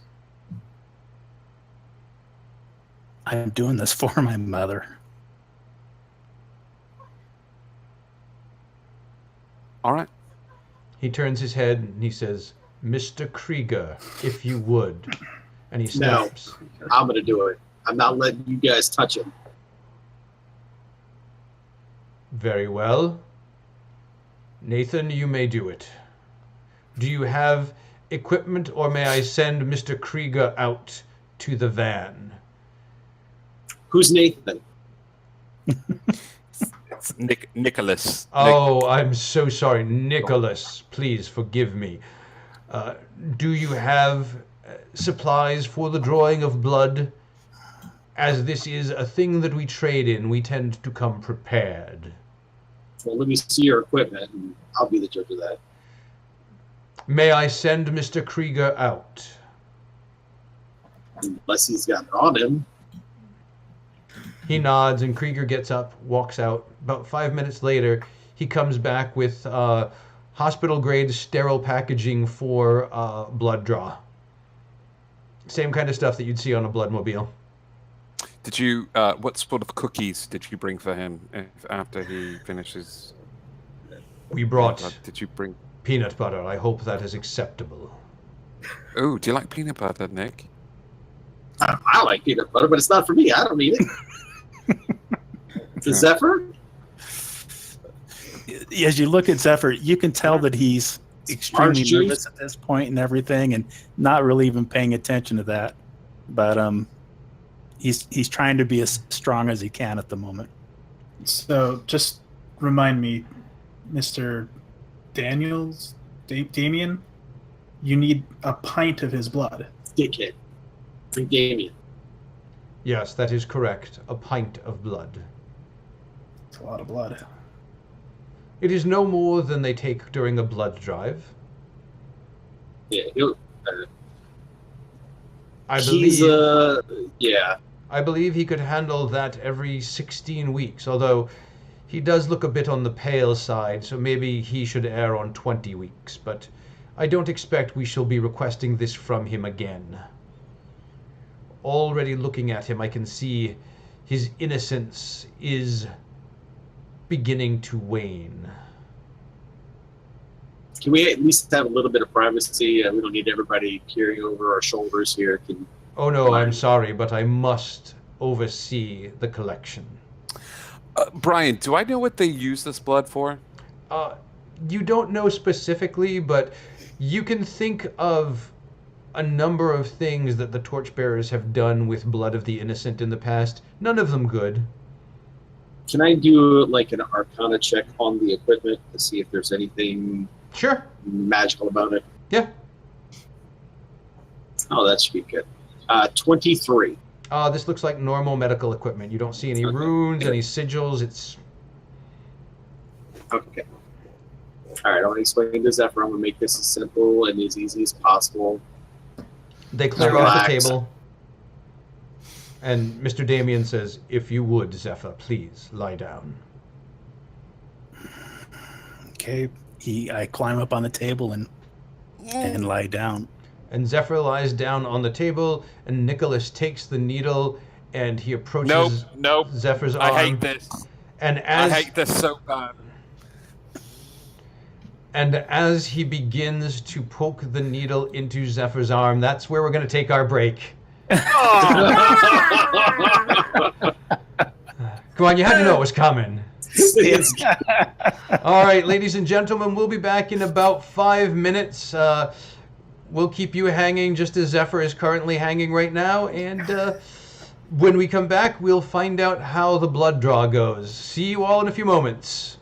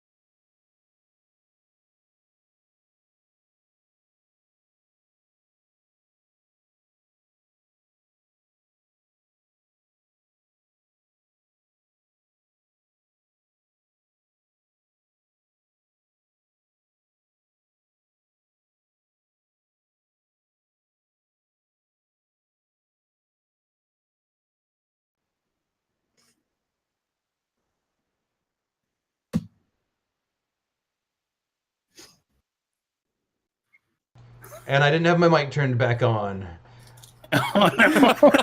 Welcome back, everybody. I'm going to do the spiel all over again because it was a good bit. Hope you guys got a snack and a beverage because I don't know about you, but I'm thirsty for some blood. All right, when we last left our heroes, Zephyr was sprawled out on the table in the plastered dragon with his good friend Nicholas poised over him with a needle attached to a blood collection apparatus, and Nicholas was about to demonstrate his great phlebotomy skills. Phlebotomist of the top order. You are a phlebotomist of the top order. I'm going to make sure that the DC is nice and low for this medicine check. All those years of school, better work. That one. Oh, 19. 19, okay. Oh, God. When you went, I was like, oh no, he got a nat 1. I lose my arm. 24 total. You 4 pokes. You barely even feel the pinch as the needle goes in. And he tapes it down, and he goes and he unclamps, and he puts the bag down and gives you a little squeezy toy, and squeeze this every few seconds. Now then, this should take about 10 minutes, maybe 15, with his more frail form. What shall we do to pass the time in the interim? Well, you could tell me about what happened with Matthew. Ah, yes, very well. Matthew came to me with a problem. He did not feel that he could adequately protect himself from the dangers that were coming. He'd had a vision, and it frightened him.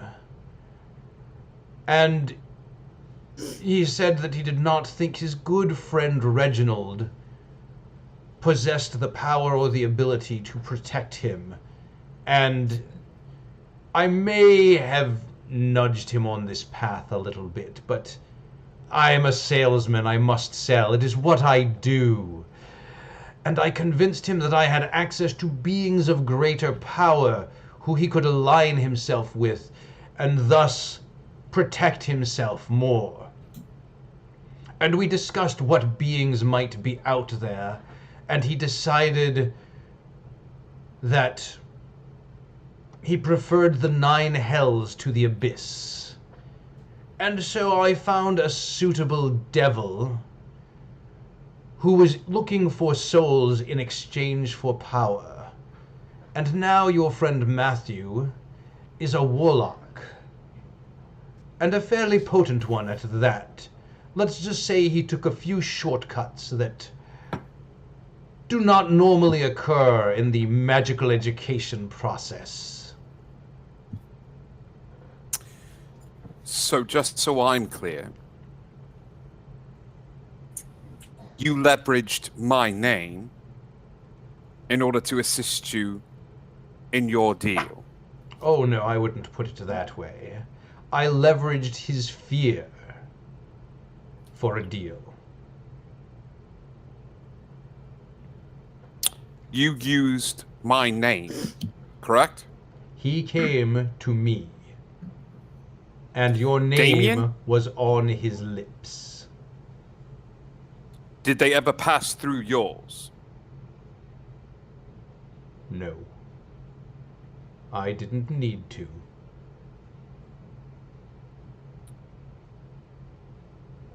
I'm going to hurt you for this. You understand that? You've been saying that for years, and yet here we are. You know, that offer is still on the table. Just think how good your arm would look, and he rolls up his sleeve, with a bit of ink on it of your own, Reginald. You have the mind of a closer. You could do great things for us. Yeah. Yeah. I bet I could. And right now I'm going to say no. Very well. We can always revisit this later. You haven't been promising souls to someone from the outside, have you? When you say the outside, I mean in between the planes. I'm not even sure how I would contact one such being, let alone what it might want. But what little I know of them, they are not beings of rational thought.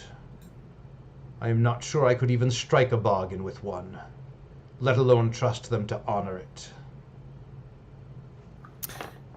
Huh.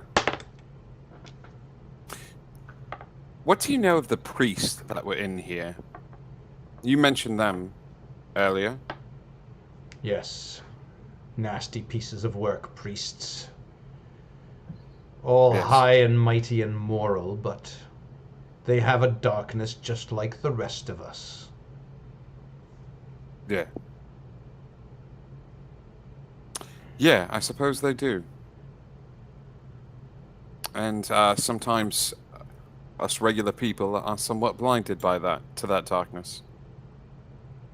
As you say.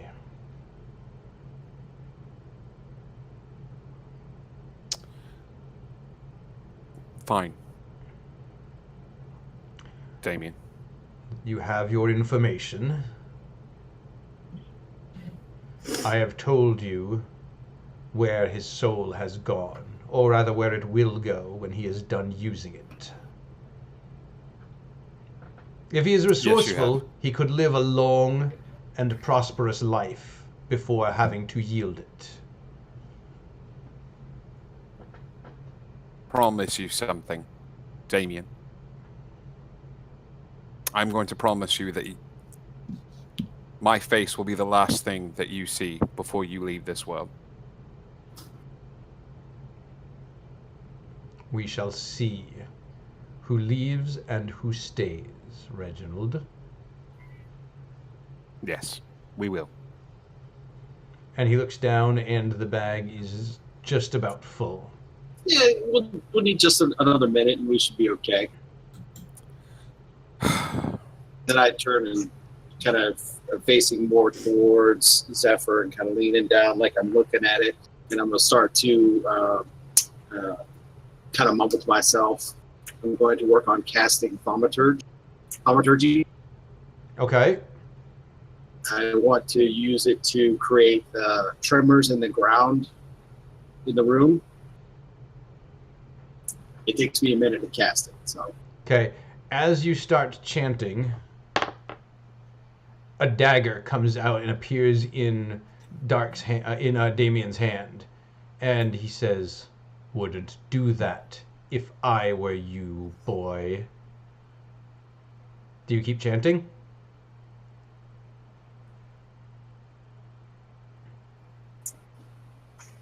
me?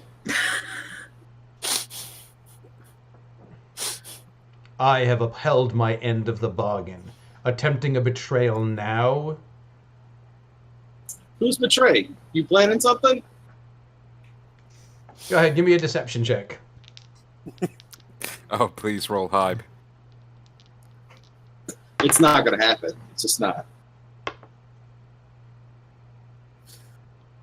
No. Nick. That one? All right, let's start playing with you guys. And we're going to break here. It was a 2. Oh, it was okay. a 2, not No. a nat 1. So Pretty much nobody in the room believes Yeah. you, not even your friends. And it's like Reg is face palming because it's just it was such a really awkward and bad lie.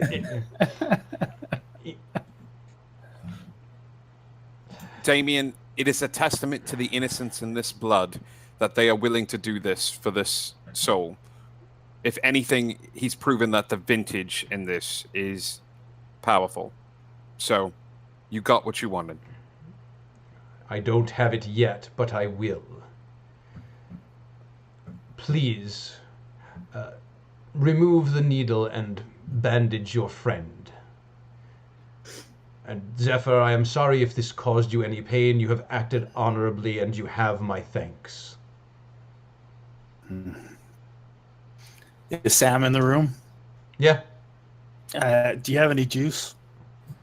Yeah, I can get you some juice. You want a sandwich? Yeah, that would be great. I'm looking very pale and look like I'm holding back, a little nauseous and everything. Yeah, you're probably a little low on hit points right now. Yep.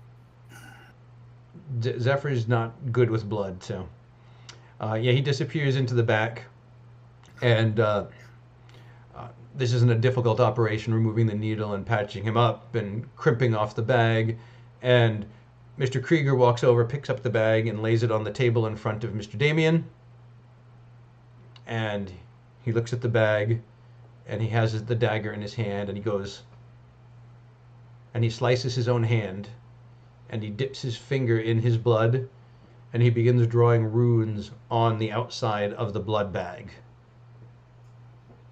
And he starts chanting, "Blood of the innocent freely given, light and warmth away are driven.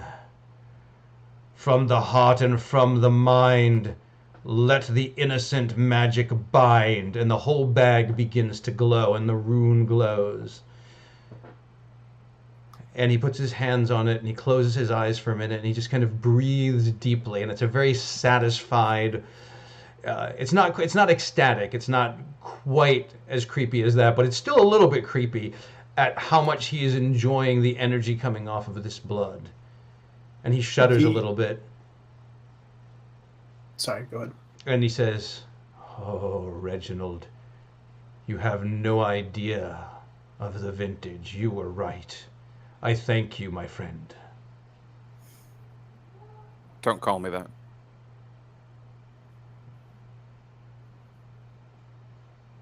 The rune that Damien traced on it, does Keel recognize it at all? Does it look anything like the other runes that we've seen? It does not look like any of the outsider runes, but you can go ahead and... What languages does Keel speak? Oh, let me pull it up. Common, Celestial, and Infernal. It's an infernal rune. Okay. And it is a rune of binding. And so you know he has sealed something within this blood. You just don't know what for sure. Got it. And Mr. Krieger pulls a lockbox up onto the table, flips it open, and it's got like that foam padding inside that seems like it's cut out just in the right shape for a blood bag. And they lay the bag in, and they close it, turn it towards themselves, and like shuffle the combination numbers on it. Now then, will there be anything else? I have so enjoyed doing business with you. No. Unless you care to tell me what church those priests were from. As a common courtesy. That is not a trouble at all. I won't even ask for anything for that information. You can find them at St. Mark's. They are Catholic priests.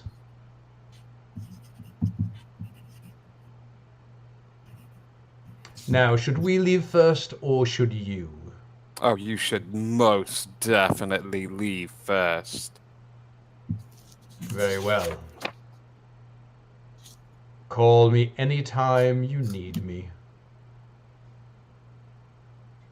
Oh, you should wait by the phone then. Well, Reginald does still have my number. After all, he reached out to me. And he gets up, and his two men follow him, and he's carrying the case with Zephyr's blood in it. And they mount the stairs and head out into the night. And Sam comes... Go ahead. Yeah, go ahead. No, you go. Sam comes back in. He's got a glass of orange juice with a lot of pulp in it. And remember the sandwich that you made from yourself by rummaging around in the refrigerator? Oh, yeah. I remember that sandwich. He manages to exactly recreate it. You're not sure how because he wasn't there, but he has made that exact sandwich and has brought it to you. It was worth it. the things we do for sandwiches. That's right. All right, I go to town on it. Okay. Is anybody else as deeply disturbed as I am about what just happened? Yes, Zephyr, I am so sorry. I feel like we just made the worst decision of decisions that we've made so far. If it's any consolation, they are men of their word, and Zephyr will come to no harm. I'm so sorry. I'm so sorry to have gotten you all involved in this. Was it worth it? Was the information you got worth it? It was. I think it was. What did all that stuff mean? What it means is these are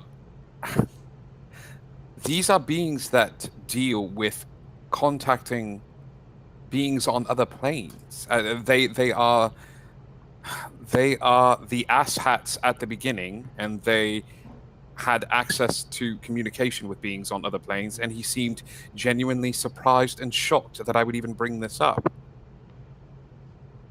So, I mean, none of that sounded like a confession. No, and all of this is an elimination of suspects. It's an elimination, but I will be honest with you, it may have opened a door. I totally forgot about the priest. I hadn't even thought about it. And there's a possibility that they were hiding in plain sight the whole time. Well, according to Mr. Damien's list that he rattled off, we've got the Crimson Blades, and we know that they weren't involved. And just the priests left. No. I think we need to go to St. Mark's. Zephyr doesn't look in any condition to go anywhere right now. I'll be okay. Zephyr, what's your max hit points? 26. You are currently at 13. Okay. I'll be fine, and I start standing up and then get a little wobbly legged and sit back down. No, you will not be fine. You will not. Let's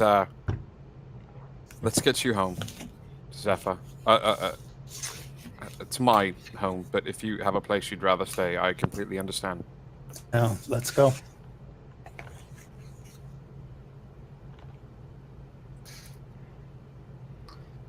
Sam, thanks again for letting us do this on such short notice. Sure, glad to. Damn shame, though. Not allowed to get involved, neutral ground, but... You know what they did? You saw what they did? Do you know what it means? Means that they bound the power of his innocence in that blood. No matter what he does, from this point forward, that blood is going to remain innocent in perpetuity. They can use that for blood rituals that require blood of the innocent anytime they want. Oh, so it's just like a freshness seal. If you like.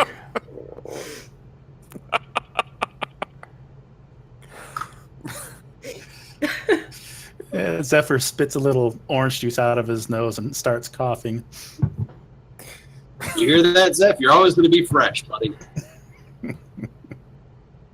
And he said, I'm sorry, but how could we have kept him from getting any innocent blood anyway? If it wasn't mine, it would have been somebody else's. Who knows? Has to be freely given for the ritual to work. Yeah, there's a lot of children out there that will freely give blood for the right motivation. I think that's the bravest thing that any of us have done. Agreed. And dumbest all at the same time. So yeah, we've got that going for us. I don't know. We've all made some pretty dumb decisions. Yeah, like you not watching Scooby-Doo. I get it. Me not watching Scooby-Doo. Me forgetting about the priest. Maybe Zuki making deals with both the Winter Court and the Summer Court. Keel not telling us that he works for Big Brother. I don't. So work for them. Zephyr, welcome to the club. Yay. You get Why a code can't for we be friends? We could totally be friends. Totally. So St. Mark's is only a few blocks away. Are you going to head home first? It's been a long day. I say we hit this in the morning. Besides, who are we going to find there in the middle of the night, anyways? It's a really good question. Maybe we can powwow a little bit about all the information we gathered and see if we can't, put some more puzzle pieces around the edges. Yeah. Why don't you head home, Nick, and I will have a few words with Sam, and then I will be home shortly behind you. No. And since when do you think it was going to be okay to be on your own? I will have Sam, so I technically won't be on my own. Until you leave here and then come home, because that's a safe route. Yeah. No, I'm not going to get away with this, am I? Or just, what was your plan? I was going to do something I've always done, which was send you all away and then go explore He this was going over to the church. Yeah. by myself. So, yeah, let's head home. Let's add that to your Scooby thought. That'll be my Fred thought of the evening. We'll get you an ascot. I feel like an ascot. With an ascot. Definitely earned it. Yeah, let's head home. Zephyr, you get to pick out any pizza you want. It's on me. Yes. He It's just got to had have this- pineapple and ham on it. He just had this giant sandwich, and now he's having a pineapple and ham pizza. That's Oh my- right. God, Zephyr, I just figured it out. You're skinny as hell. You're always puffing smoke from your inhaler. You eat like crazy. You are Shaggy. Scooby-Doo! That's it. This is Zoinks. Your line is zoinks. Oh, zoinks! Oh, dang it. Jinkies, I messed it up. Yeah. It's Jinkies. That's what I said. Sound like you said Yeah. Yankees. No, Jinkies. Sam, be careful. Always I think am. we're getting. Oh, hey, 1 second. Sam, has anybody else been snooping around? Like some pesky kids? No, you guys are the only pesky kids bugging me these days. But on a serious Aw. note, nobody else has been snooping around and Nope. making inquiries? I mean, Ben comes around, but And they wanted... what do you think they wanted? They investigate this kind of stuff. Ben They find might anything? not be an issue for a little while there, Sam. Yeah, I heard about that. Like, what are you not plugged into? I don't know how to answer that question, kid. When we pull off the mask of this, who done it? Are we gonna find you hiding behind it? Because you've been here since the beginning. You know, wouldn't surprise me, but I'm pretty sure I didn't do it. I guess we'll Was have to there wait for the another you? reveal. You mean, do I have like a Scooby-Doo. twin brother named Sam? No. With the little mustache? It's No. your evil twin? Well, I already got a mustache, so I guess if he was my evil twin, he wouldn't have a mustache. But it'd have handlebars. All right. All Good. right. Hey, we appreciate it, though. In all seriousness, we were just trying to tie up some loose ends. I'm glad to help out. Sorry you didn't get your answers. Oh, hey, before we leave, did your people ever find anything else about the runes? Not yet. We're still looking. And who were they again? I forgot. You said something. I don't remember who they were. No, I don't think I did. You're probably right. There's probably a very good reason for that, so. But thanks for playing our game, kid. I got the home game.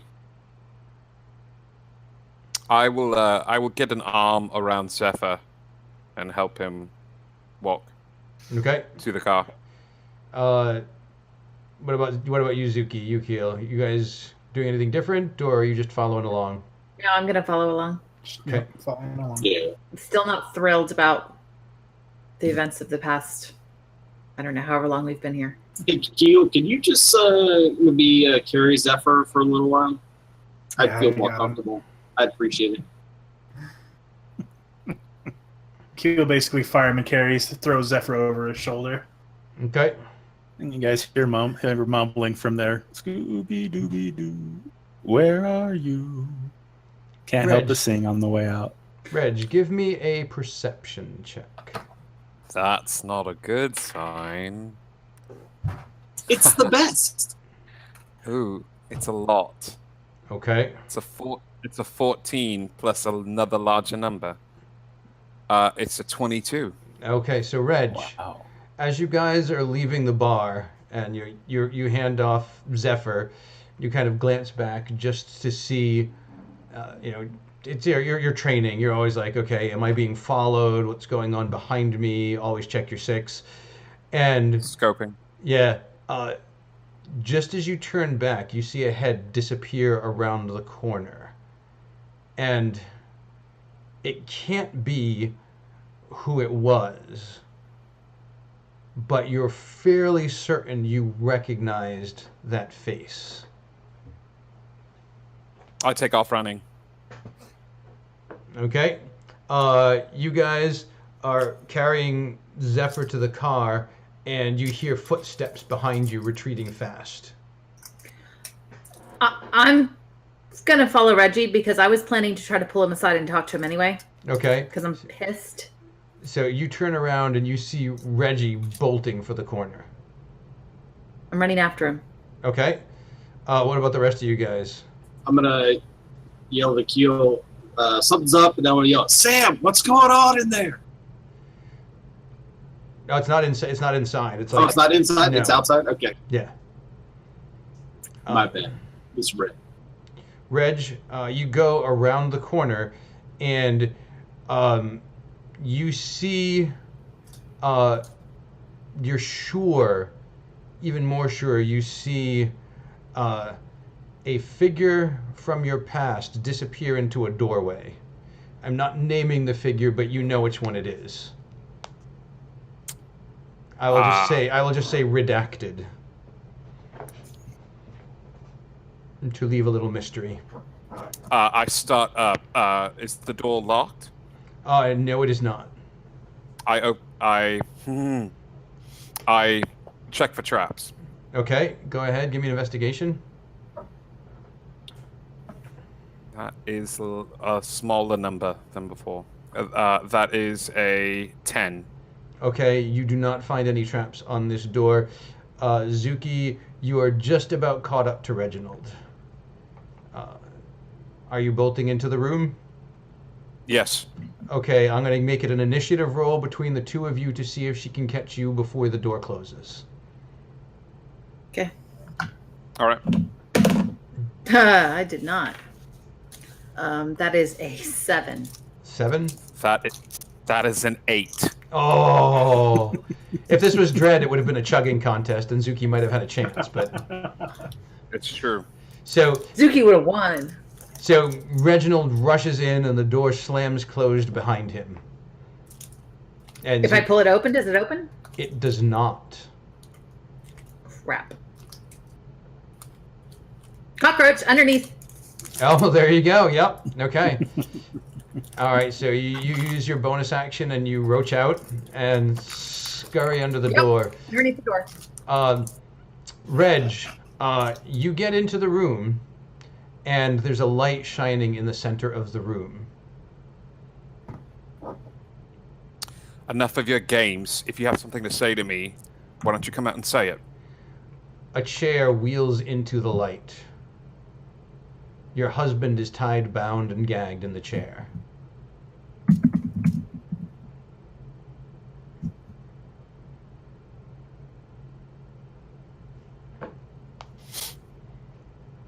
Is there anyone else in the room? Not that you see. I walk past him to where the chair was wheeled out. Okay. You walk past him. And hang on, let me do a quick secret message here. Secret text.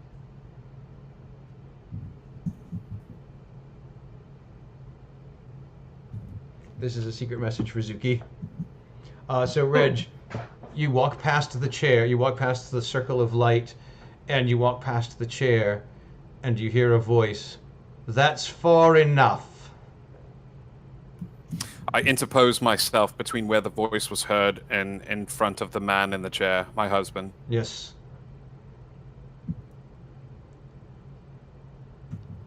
You don't think that's going to work, do you? What do you want? Let's just say the terms of our arrangement have changed. How so? You hear like a twanging of a crossbow.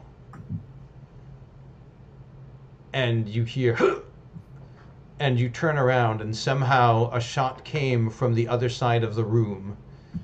And there is a crossbow bolt in the middle of his chest. I immediately rush over to him, and I'm trying to take the gag off. I'm trying to take the ropes off. I'm trying to You start do anything. You start unbinding him, and he slumps forward into your arms, and he's like coughing blood. And He says, weeping profusely. He says, they wanted our boy. I wouldn't let them have him. I know. I know. tried to stop him. And then he just slumps over.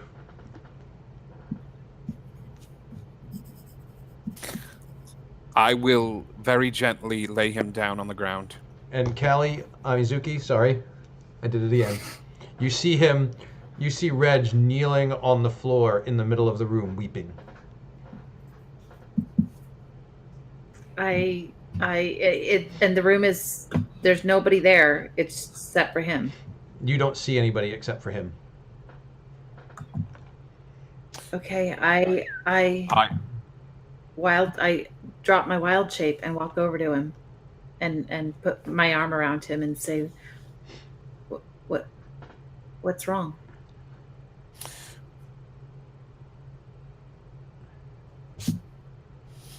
You hear, she can't see me, you know, but we have him. Who do you think sent you the pictures?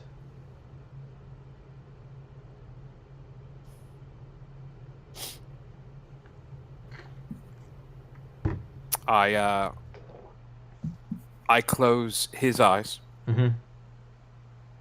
and I take my hand crossbow off and put it on the floor. And I take Zuki's hand and I say to her, I have lost a part of my heart today and I can't lose another. I need you to get out of here as fast as you can. There's Right no now. one here. Get out as fast as you can.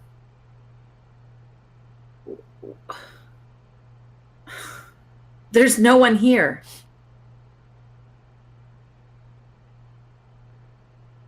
What do you mean there's no one here?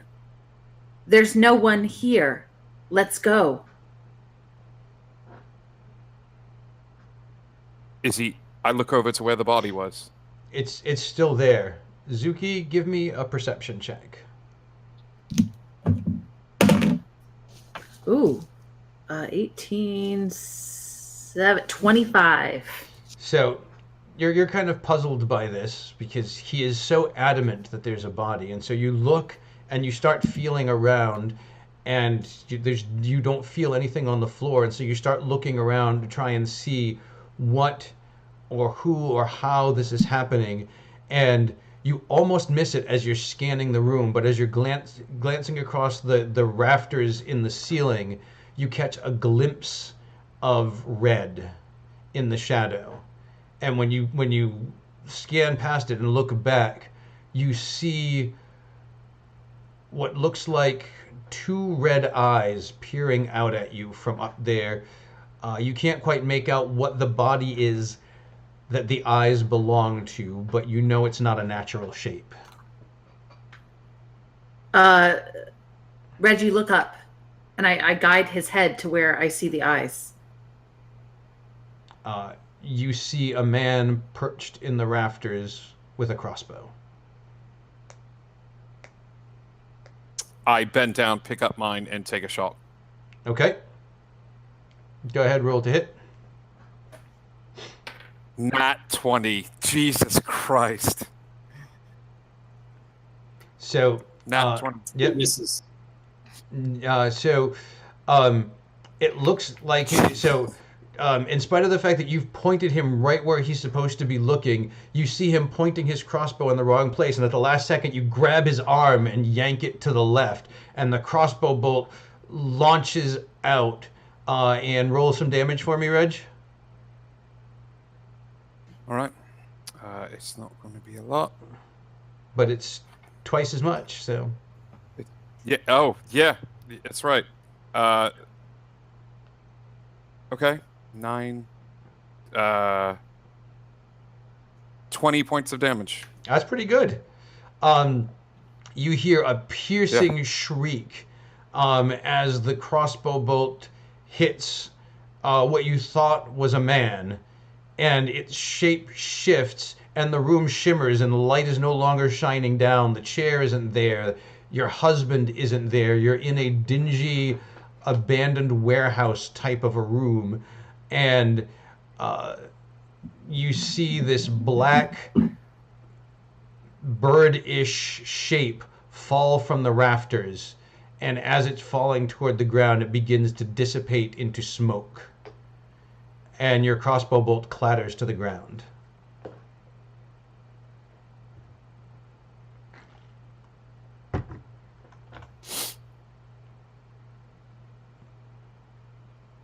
What do you see?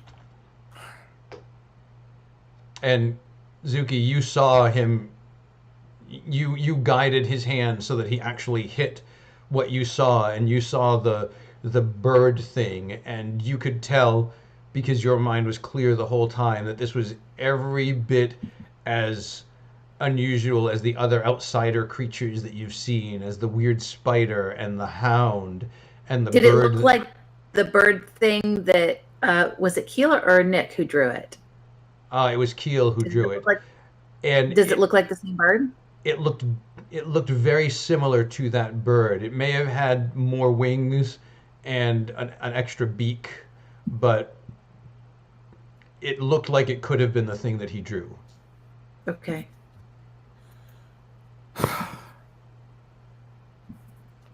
I think we're done here. I think You okay? No. I'm not. I think I'm done here. What'd you see?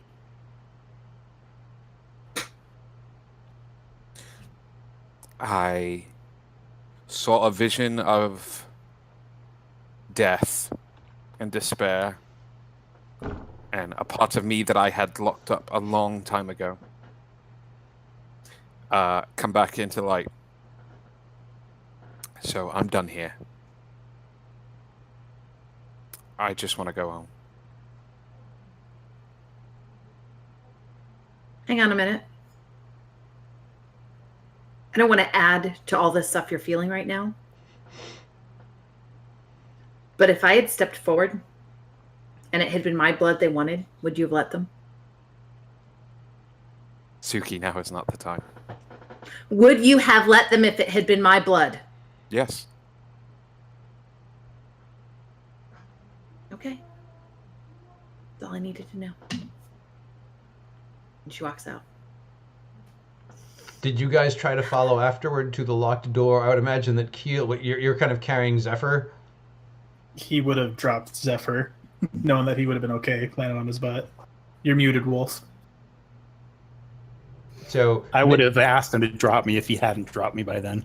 Okay, and so you, Nick, did you stay with Zephyr or did you go running after Keel? I would have stayed with Zephyr. Okay. Not leaving anybody alone.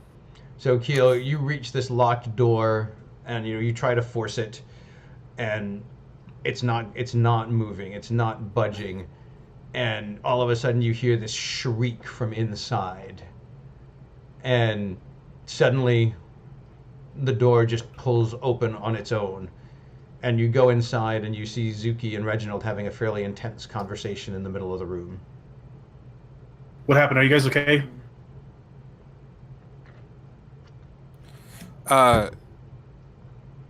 No.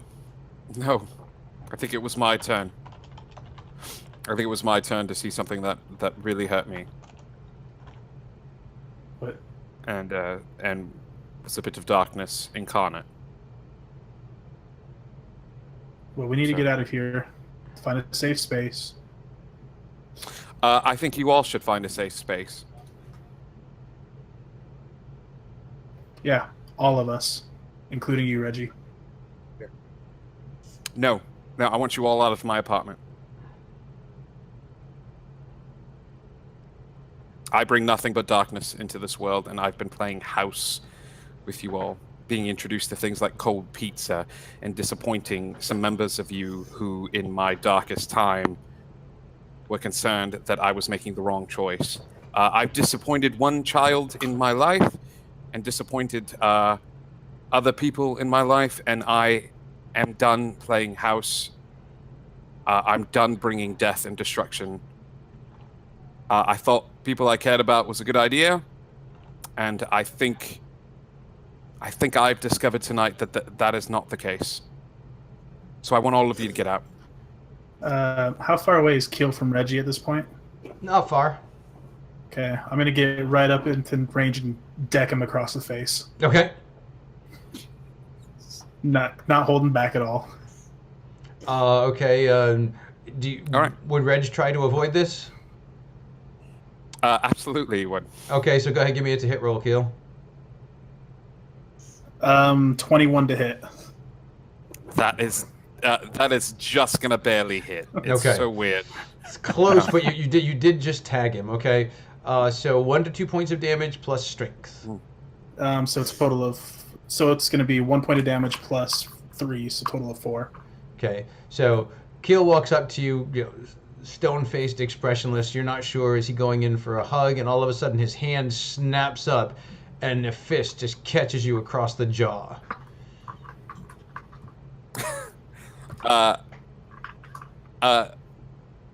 Reginald starts laughing and wiping blood from the side of his mouth from the hit he just took.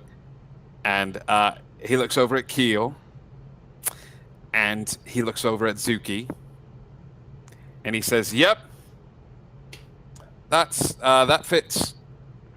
That all fits." Sure. I'm gonna go outside and see if Zephyr and Nick want to kick me in the nuts on my way out. See if that works, because I think it hurts coming from the two of you. So, yeah, he gets up, starts walking toward the door. Keel grabs his arm. What is it you want from me? You don't get to walk away.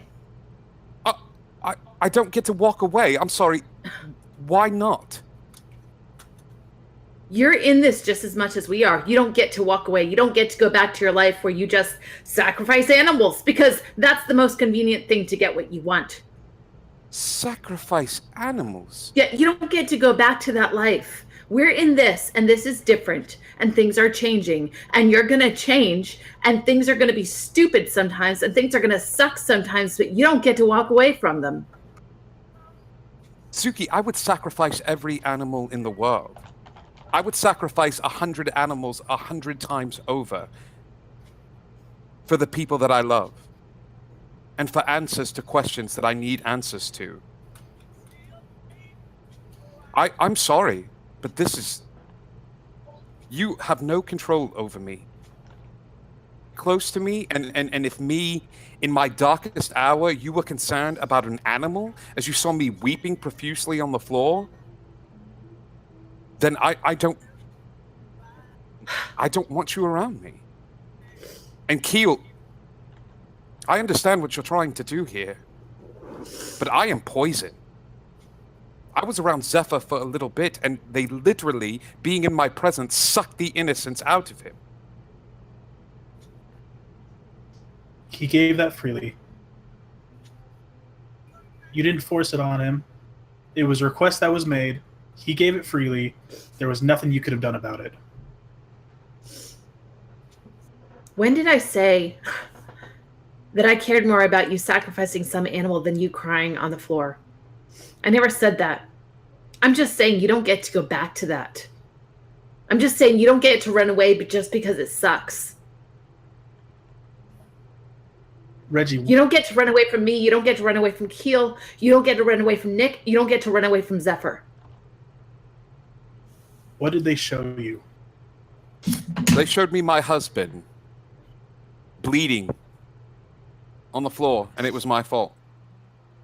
And they told me that my son had been taken due to my negligence. And I got to hold him in my arms as he died. What did they show? And I got to see it. What did they show Zephyr?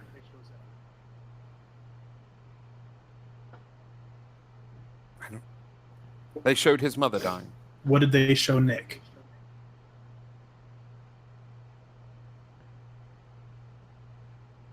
Some fucked up spiders.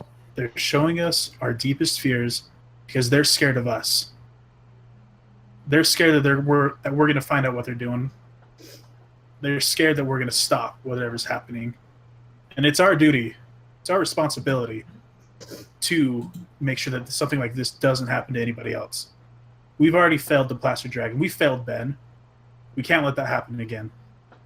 We have to keep moving forward together because there's no other way. So you can be mad about it all you want. It sucks. We honestly, we did not ask for this, but it's fallen in our lap, and we have a responsibility to see this to the end. Fine. But when this is done, we go our separate ways. We go our separate ways. And he gets up and gestures toward the door. Keel just stands there for a second.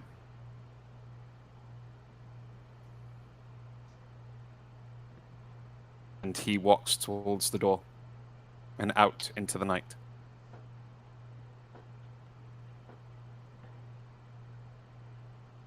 You guys follow?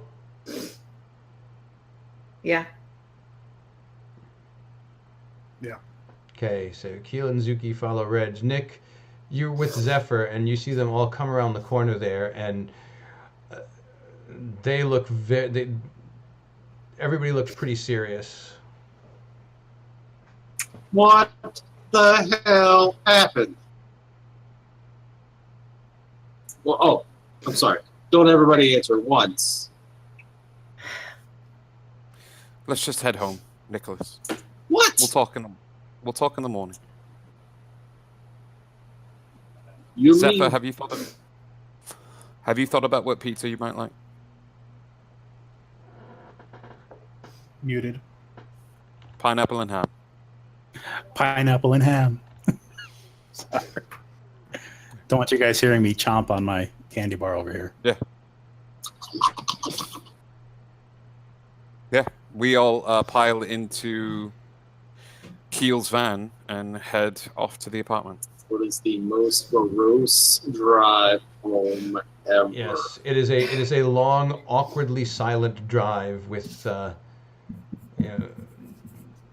Reg looks like he's been crying. Zuki looks like she's been crying.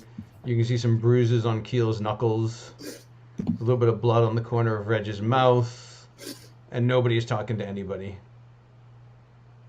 Zephyr has probably dozed off from blood loss.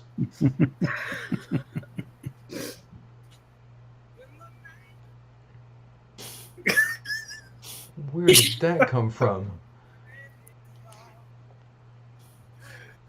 And I'll shut off the radio. Sorry. It's all right. I love talk radio. As soon as we get to the apartment, Reggie's going to go to whatever corner of the Nope. apartment. No, you guys are not getting away that easy. This is not how this ends. It's not how it starts. This is not where we go. We are going to hash this out. I'm very tired, Nicholas. I don't give a crap. Look, I just didn't even swear there, so you gotta at least pay attention now. What is it you want to know, Nicholas? It's not what I want to know. It's what we all need to know. What we all need to be on the same page about. This, you guys, this ain't gonna work.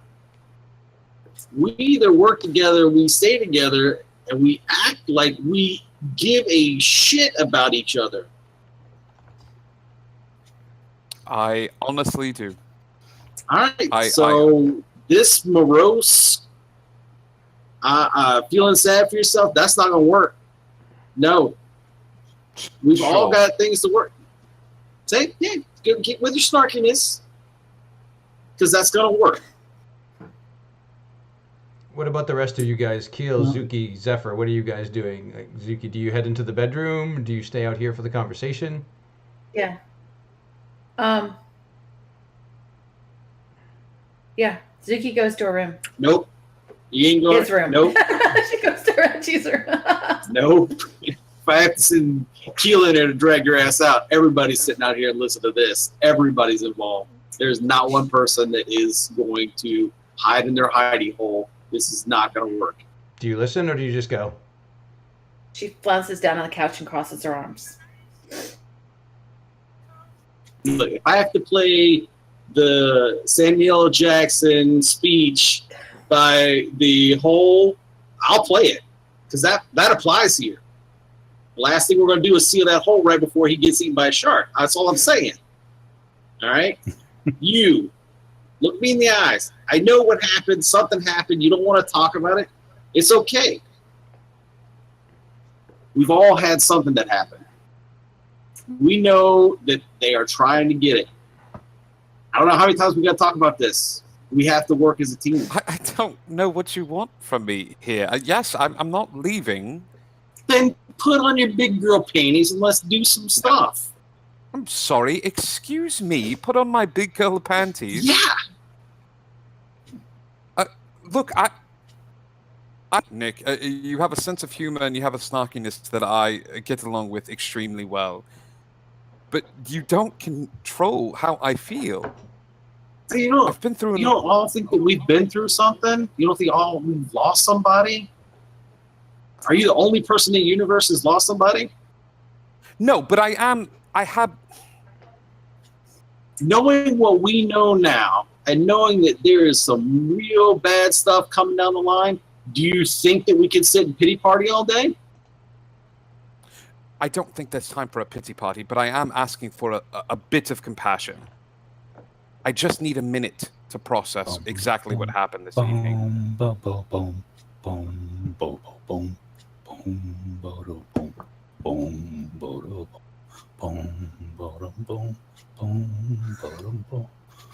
When the night has come and the land is dark and the moon is the only light we'll see. No, I won't be afraid. Oh, I won't be afraid. Just as long as you stand by me. So darling, stand. And I pass out on the couch. Can't get those high notes. Hurts. He was already lightheaded before that. I know, right? All right, so that happened. I That's pretty awesome. I think we all need to take a lesson out of Zephyr's book there and call it a night. Yep. I agree.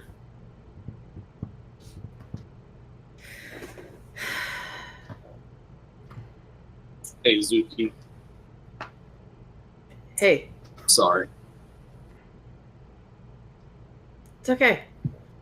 I don't mean We're to fine. be an asshole. We're good. You're only a little bit of an asshole, but we're all a That's- little bit of an asshole. It's a lot of an asshole, but that's okay. At this point, Keel's going to walk over to the bar and pour 4 drinks now and hand them around the crew.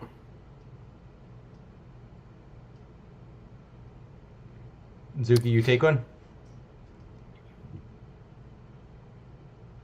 All right. Yeah, I'll pass mine to Reggie. over to Reggie. And I said, listen, I've done shit you didn't agree with. You've done shit I don't agree with. But that doesn't mean I don't care about you, okay? Okay.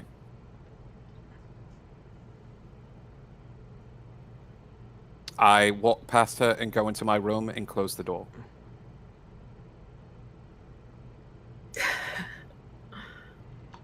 Where's she gonna sleep?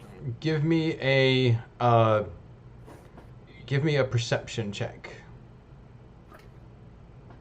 Everyone? No, just you.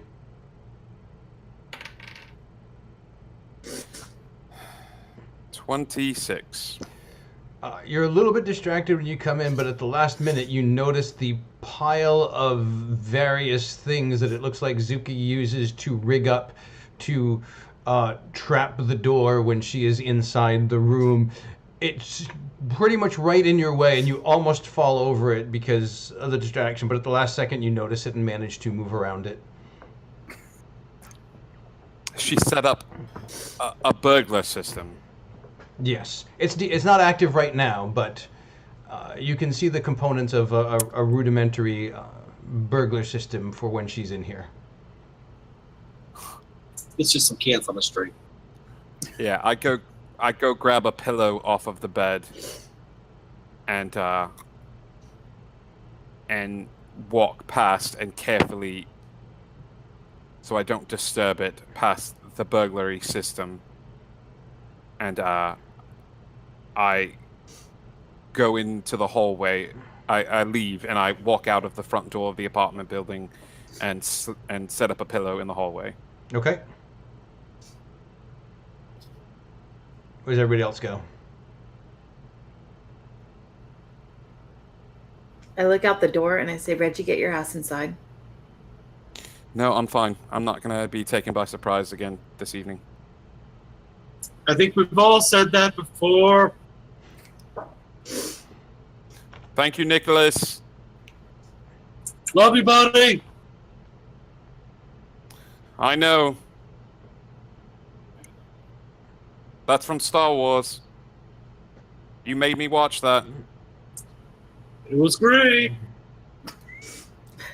Aye, but all right. Okay. Keel, Zephyr. Oh, Zephyr's already passed out on the couch. That's right. Keel? For such a little guy, he's like the loudest snorer. That's right. Keel actually heads into the bathroom and turns on the shower as hot as he can, and he's spending some time in there, just soaking, trying to get some of this stuff out of his head.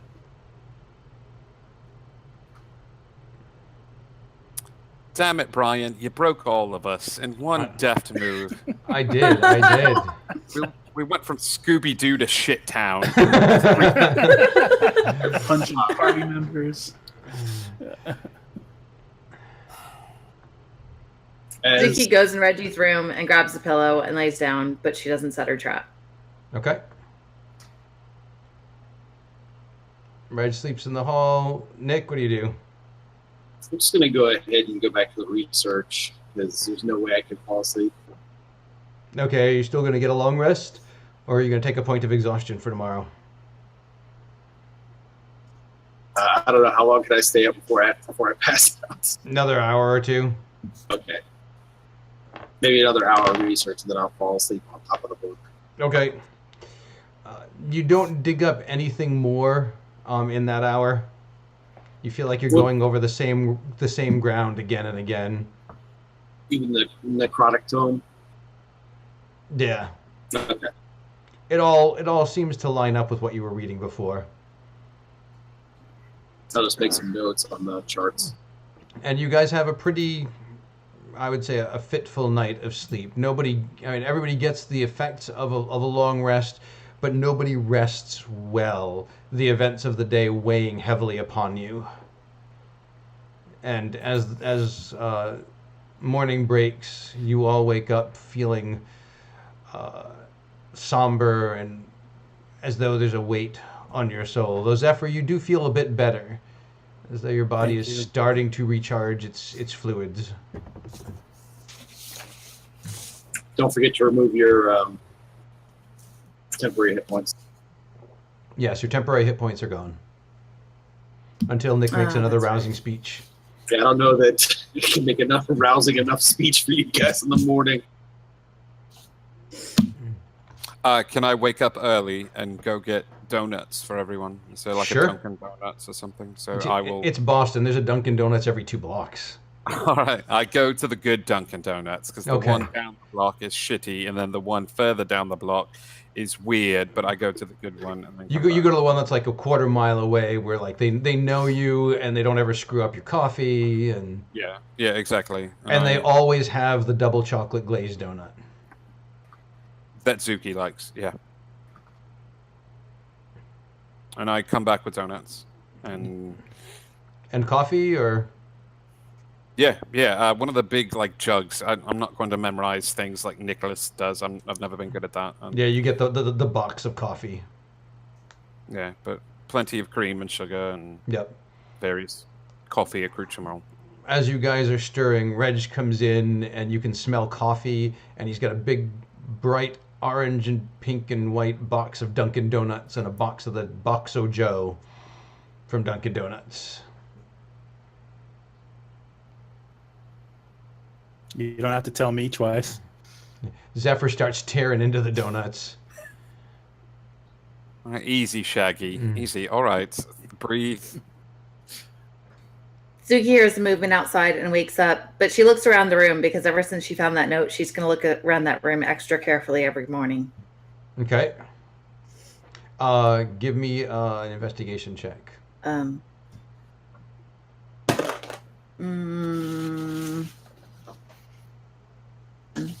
I suck at investigation. I forgot.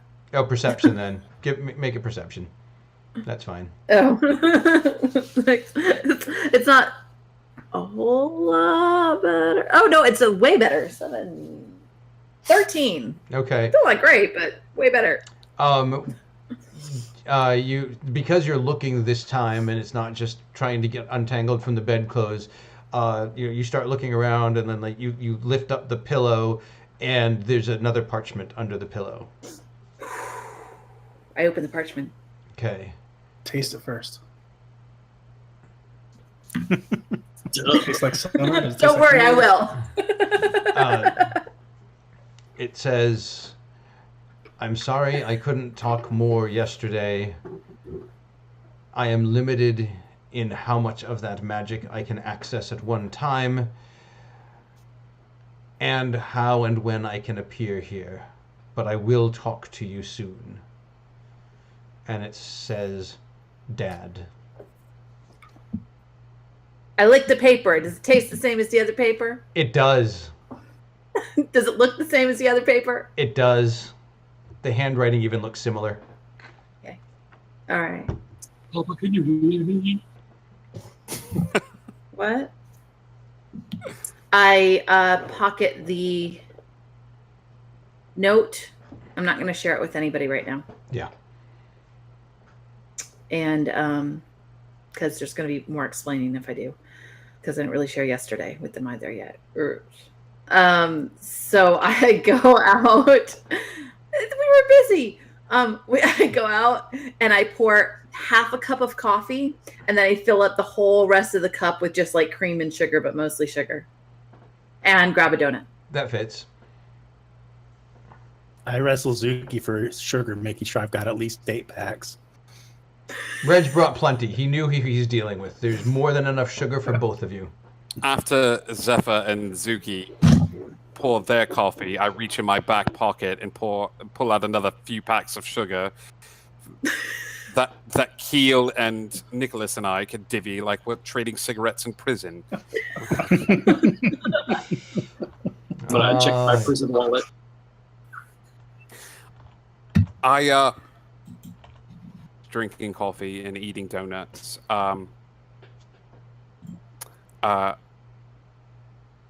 I stop and I look at all of you and I say, do you know what they say?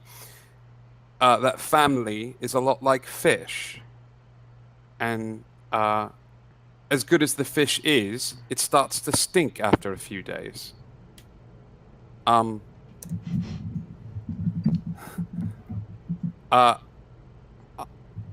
never been good at people.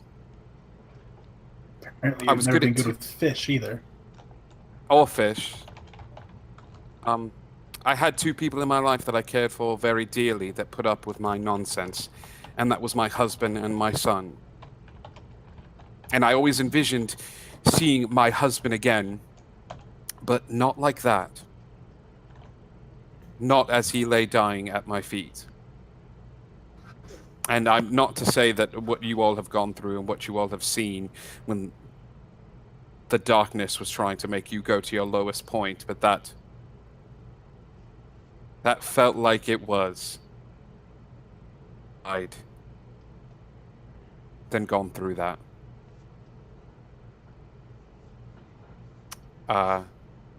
He was the better parts of me. He was the best parts of me. And how I acted yesterday, even though in some ways I feel it was justified, you all did not deserve that. I'm happy to have you all around, but I hate you at the same time. Because you've awakened parts of me that I thought were dead, and now I'm going through the growing pains of having them come back to life. And I hate you for it, and I love you for it. Well, the good thing that comes from all this, at least, is they've scared 3 of us. Now there's only 2 of us left. So I think we can just be prepared for that. God forbid we ever find out what scares the girl that turns into a fucking cockroach.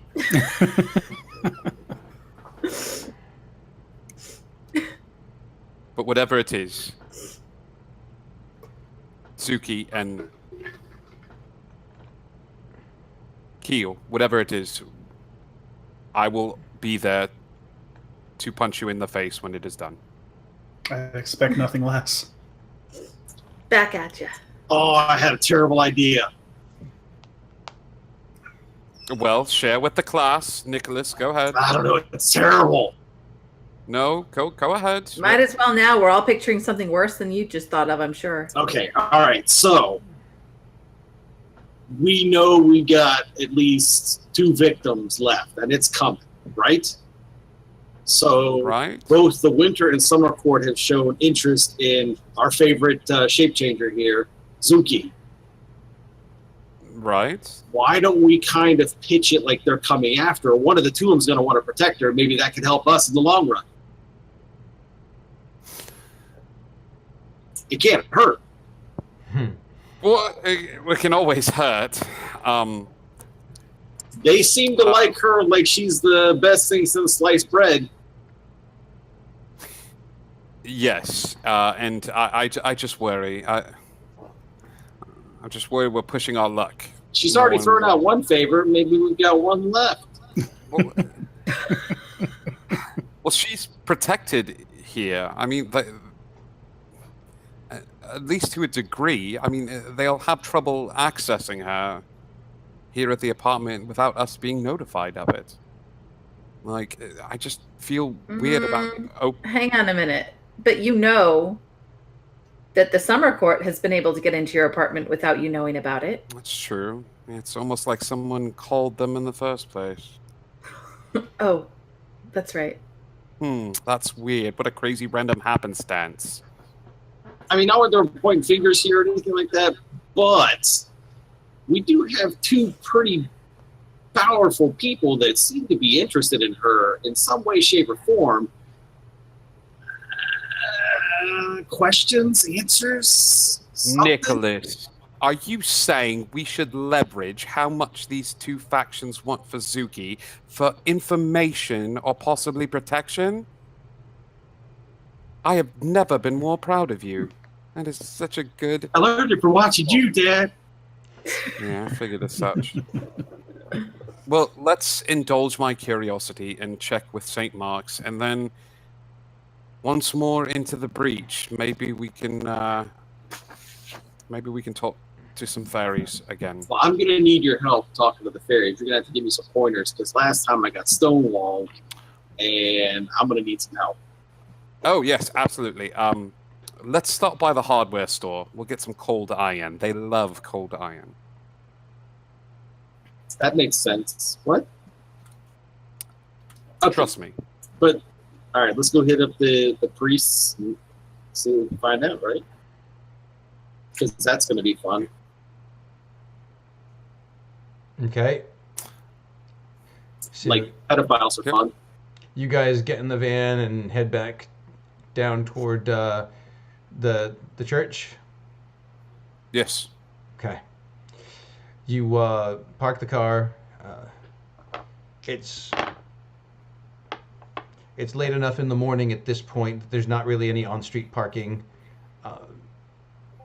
So you most likely need to just hit a parking garage or something, and then you walk the few blocks to the church. And when you get to the front doors of the church, they're locked, which is Odd. unusual because churches are normally not closed during the day, and there is a sign on the door that says closed for renovations. Please go to Our Lady of the Sacred Flame, and it has an address for services. How busy does the street look? Not super busy.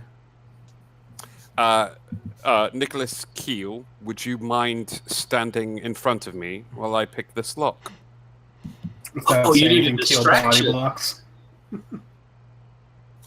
How about a distraction? It's even better. I would like to pick this lock, please. Okay, go ahead. Give me a lockpicking roll. What is a lock picking roll? Do you have proficiency in lockpicks, I assume? I do. Then it would be I a do. then it would be a dex check plus proficiency, unless you have expertise, in which case it would be double proficiency. I rolled a 10 plus a 5 in dex, and we'll say proficiency 2, so 17. Okay. This is not a super secure lock. The church it's mostly meant to keep out vagrants. A determined criminal could get in, and you are a decidedly determined criminal. So after a couple minutes of fiddling, you hear click, and you twist the handle, and the door swings freely. I say, all right, look, oh, they were wrong. Renovations must be done. Let's all go inside, children. I heard them calling us in. Zuki, as he opens the door, Scritch begins scrabbling in your pocket. He seems a bit frantic. What's wrong, boy? What's wrong? I quickly. I'm not gonna say anything yet, but I'm gonna be super extra cautious. Timmy's trapped in a well? Yes, Timmy's trapped in a well. In fact, I think what I'm gonna do is I'm gonna hang to the back of the group. Okay. And as they go in, I'm gonna kind of try to go. I'm gonna go in, but I'm gonna kind of go around the corner and kind of hug the back wall and try to be super stealthy. Just, she relay any of that to us at all? Keel? No, she doesn't. Awesome. Yeah, I got a bad feeling, guys. Should go in there. No, let's go. I didn't think Keel? of it. Keel, would you mind sensing your Jedi mind trick thing. I don't know. Do the thing. I know what you mean. Keel closes his eyes and focuses for a second to detect, use his divine sense. You do not detect any strong good or evil within. I've got nothing. Okay. Oh, you know the church has a cat. Wait a second. We're walking into a church, and he doesn't detect any strong good or evil walking into the church. Do you relay this to us? Yeah. I pull out my crossbow and start cautiously walking inside the church. Okay, there's a little the lobby area of the church here, and then there's another set of double doors, and then there's like stairs off to the side if you wanted to go into the basement of the church. And... Well, that seems like the best idea. Nope. Mm-mm. I would like to go look in the basement of the church, please.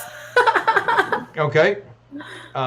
You head down the stairs. At the bottom of the stairs, there's bathrooms, and then a hallway with rooms on either side. Do we sense anything? Any sort of noise? Perception for me? Is everybody following Reg downstairs? Yes. Yep. I imagine us all doing the whole Scooby-Doo tiptoe thing. Yeah, for sure. And if we're not, for sure, Zephyr is totally doing the tiptoe thing. That is a 20, not nat. It is eerily quiet down here. Of course it is. All right. Spooky. Stop it. I keep walking down the hallway, scanning through... Classrooms and meeting rooms on either side. Okay. I follow the spooky. It's dark and empty down here. Is there a light switch? How dark? Well, I mean, you're in the basement of a church, and there aren't really windows in basements, so pretty dark.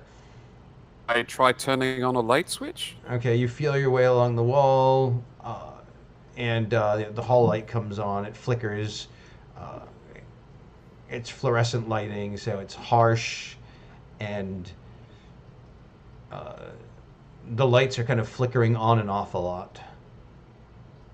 Do you ever notice that in horror films, the lights flicker on and off just like this? Like the... Oh, you mean when they go into the basement because that's where good things happen? Yeah, that's how this is working out. I want to continue down to the end of the hall. Okay. Do we spot anything? Any sort of there's, movement in the class? there's a set of back stairs. Go down the back stairs. Well, you mean up? Up the back stairs. Okay. It brings you into the room that's off of the altar where the priest gets ready. Being Jewish, I don't know what that room is called, so if anyone wants to give me the actual word for that thing, that would be fine. Otherwise, it's just the priest's ready room. The vestry? It's the priest's There you green go. room. It's the green room, that's right. The green room. Or the vestry. I think you mean the Jesus closet. Yes, Is that what it's you- the Jesus No, closet, that's, yes. that's actually something completely different. That's a different mood. Yes, Jesus is not in the closet. Yeah. Okay, so you're in the vestry. Okay. And there's a closet where the priest's robes normally would be. The Jesus closet. In the Continue. Jesus closet, yes. And it's full of empty hangers. It looks like at least 5 sets of robes worth of hangers, and there are no robes. Is there a door or a window looking out into the sanctuary? There is a door into the sanctuary. I want to slowly peek my head out the door and look into the sanctuary. Okay. As you guys walk toward the door, Scritch is really clawing at you right now. Scritch is freaking the hell out. And Reg, I tap Reggie on the shoulder Yes. and I whisper, Scritch is really freaking out. I'm God not damn sure it. why. That's probably a good sign. Yeah. Okay, so you crack the door open, and as soon as you get the door open, maybe a foot before you, as you start to lean your head out, a horrible stench assaults your nose. I mean, this is the smell of death and decay. Uh-oh. And then as you know, as the doors open a little longer, the smell wafts back to each of you. Zephyr, you gag a little bit. You're like, oh, I got it in my mouth. This is not so bad. I've seen worse. I've smelled worse. Yeah, Nick, it's not that bad for you. I tell Zuki to wait, or I put my hand up just for a second. You can watch me, but just wait No. here. Let's send Keel first. Keel. Blue Warrior. Yeah, And- without saying a word, he pushes past Reggie. Okay, Keel, you push the door open and you step into the sanctuary. Mm-hmm. And this being a Catholic church, it's an old-style Boston Catholic church, so it has the giant cross hanging behind the altar, and the first thing you see when you come in is who you presume is a priest splayed out on the altar. The reason why you have to presume is because he has neither vestments nor skin. And you kind of recoil in horror and try to turn away, and you look up and you see another priest crucified on the cross, also without clothing and without skin. And then you try to turn away to look anywhere but there, and there's a third priest that is gruesomely, again, skinless, naked, and he actually is lashed to a post and propped up at the pulpit as though he's delivering a sermon. And that's where we're going to end tonight's session. Oh, Oh, God. Brian. Everybody in TV land is now going to die in their sleep. So, ladies and gentlemen, thank you for joining us for Something Wicked, where something decidedly wicked did come this week. Yes, apologies for the darker episode, but we're hitting the meat, no pun intended, of of the storyline. So things may get a little bit creepier, a little more gruesome. I know you thought that the worst thing that I could do to all of you was vomiting spiders, but no, you were wrong. It's child's play. That's right. We have naked flayed priests. That's my new band name. No, it's not. Oh, it's a no. terrible band name. It's absolutely not. No. But I mean, I'd buy that now. thank you all for watching. We will be over in the chat shortly to decompress with you, assuming they allow me to join them in the chat. I may be banished. I'm not sure. I think we need to refer to Rule 4 here, which is no Brian. Or is it Brian? No, I've forgotten. What is the... No. It's no, Brian. It's no Brian, yes. Unfortunately, no one thought to invoke Rule 4 before the episode. Thank you all, and pleasant dreams.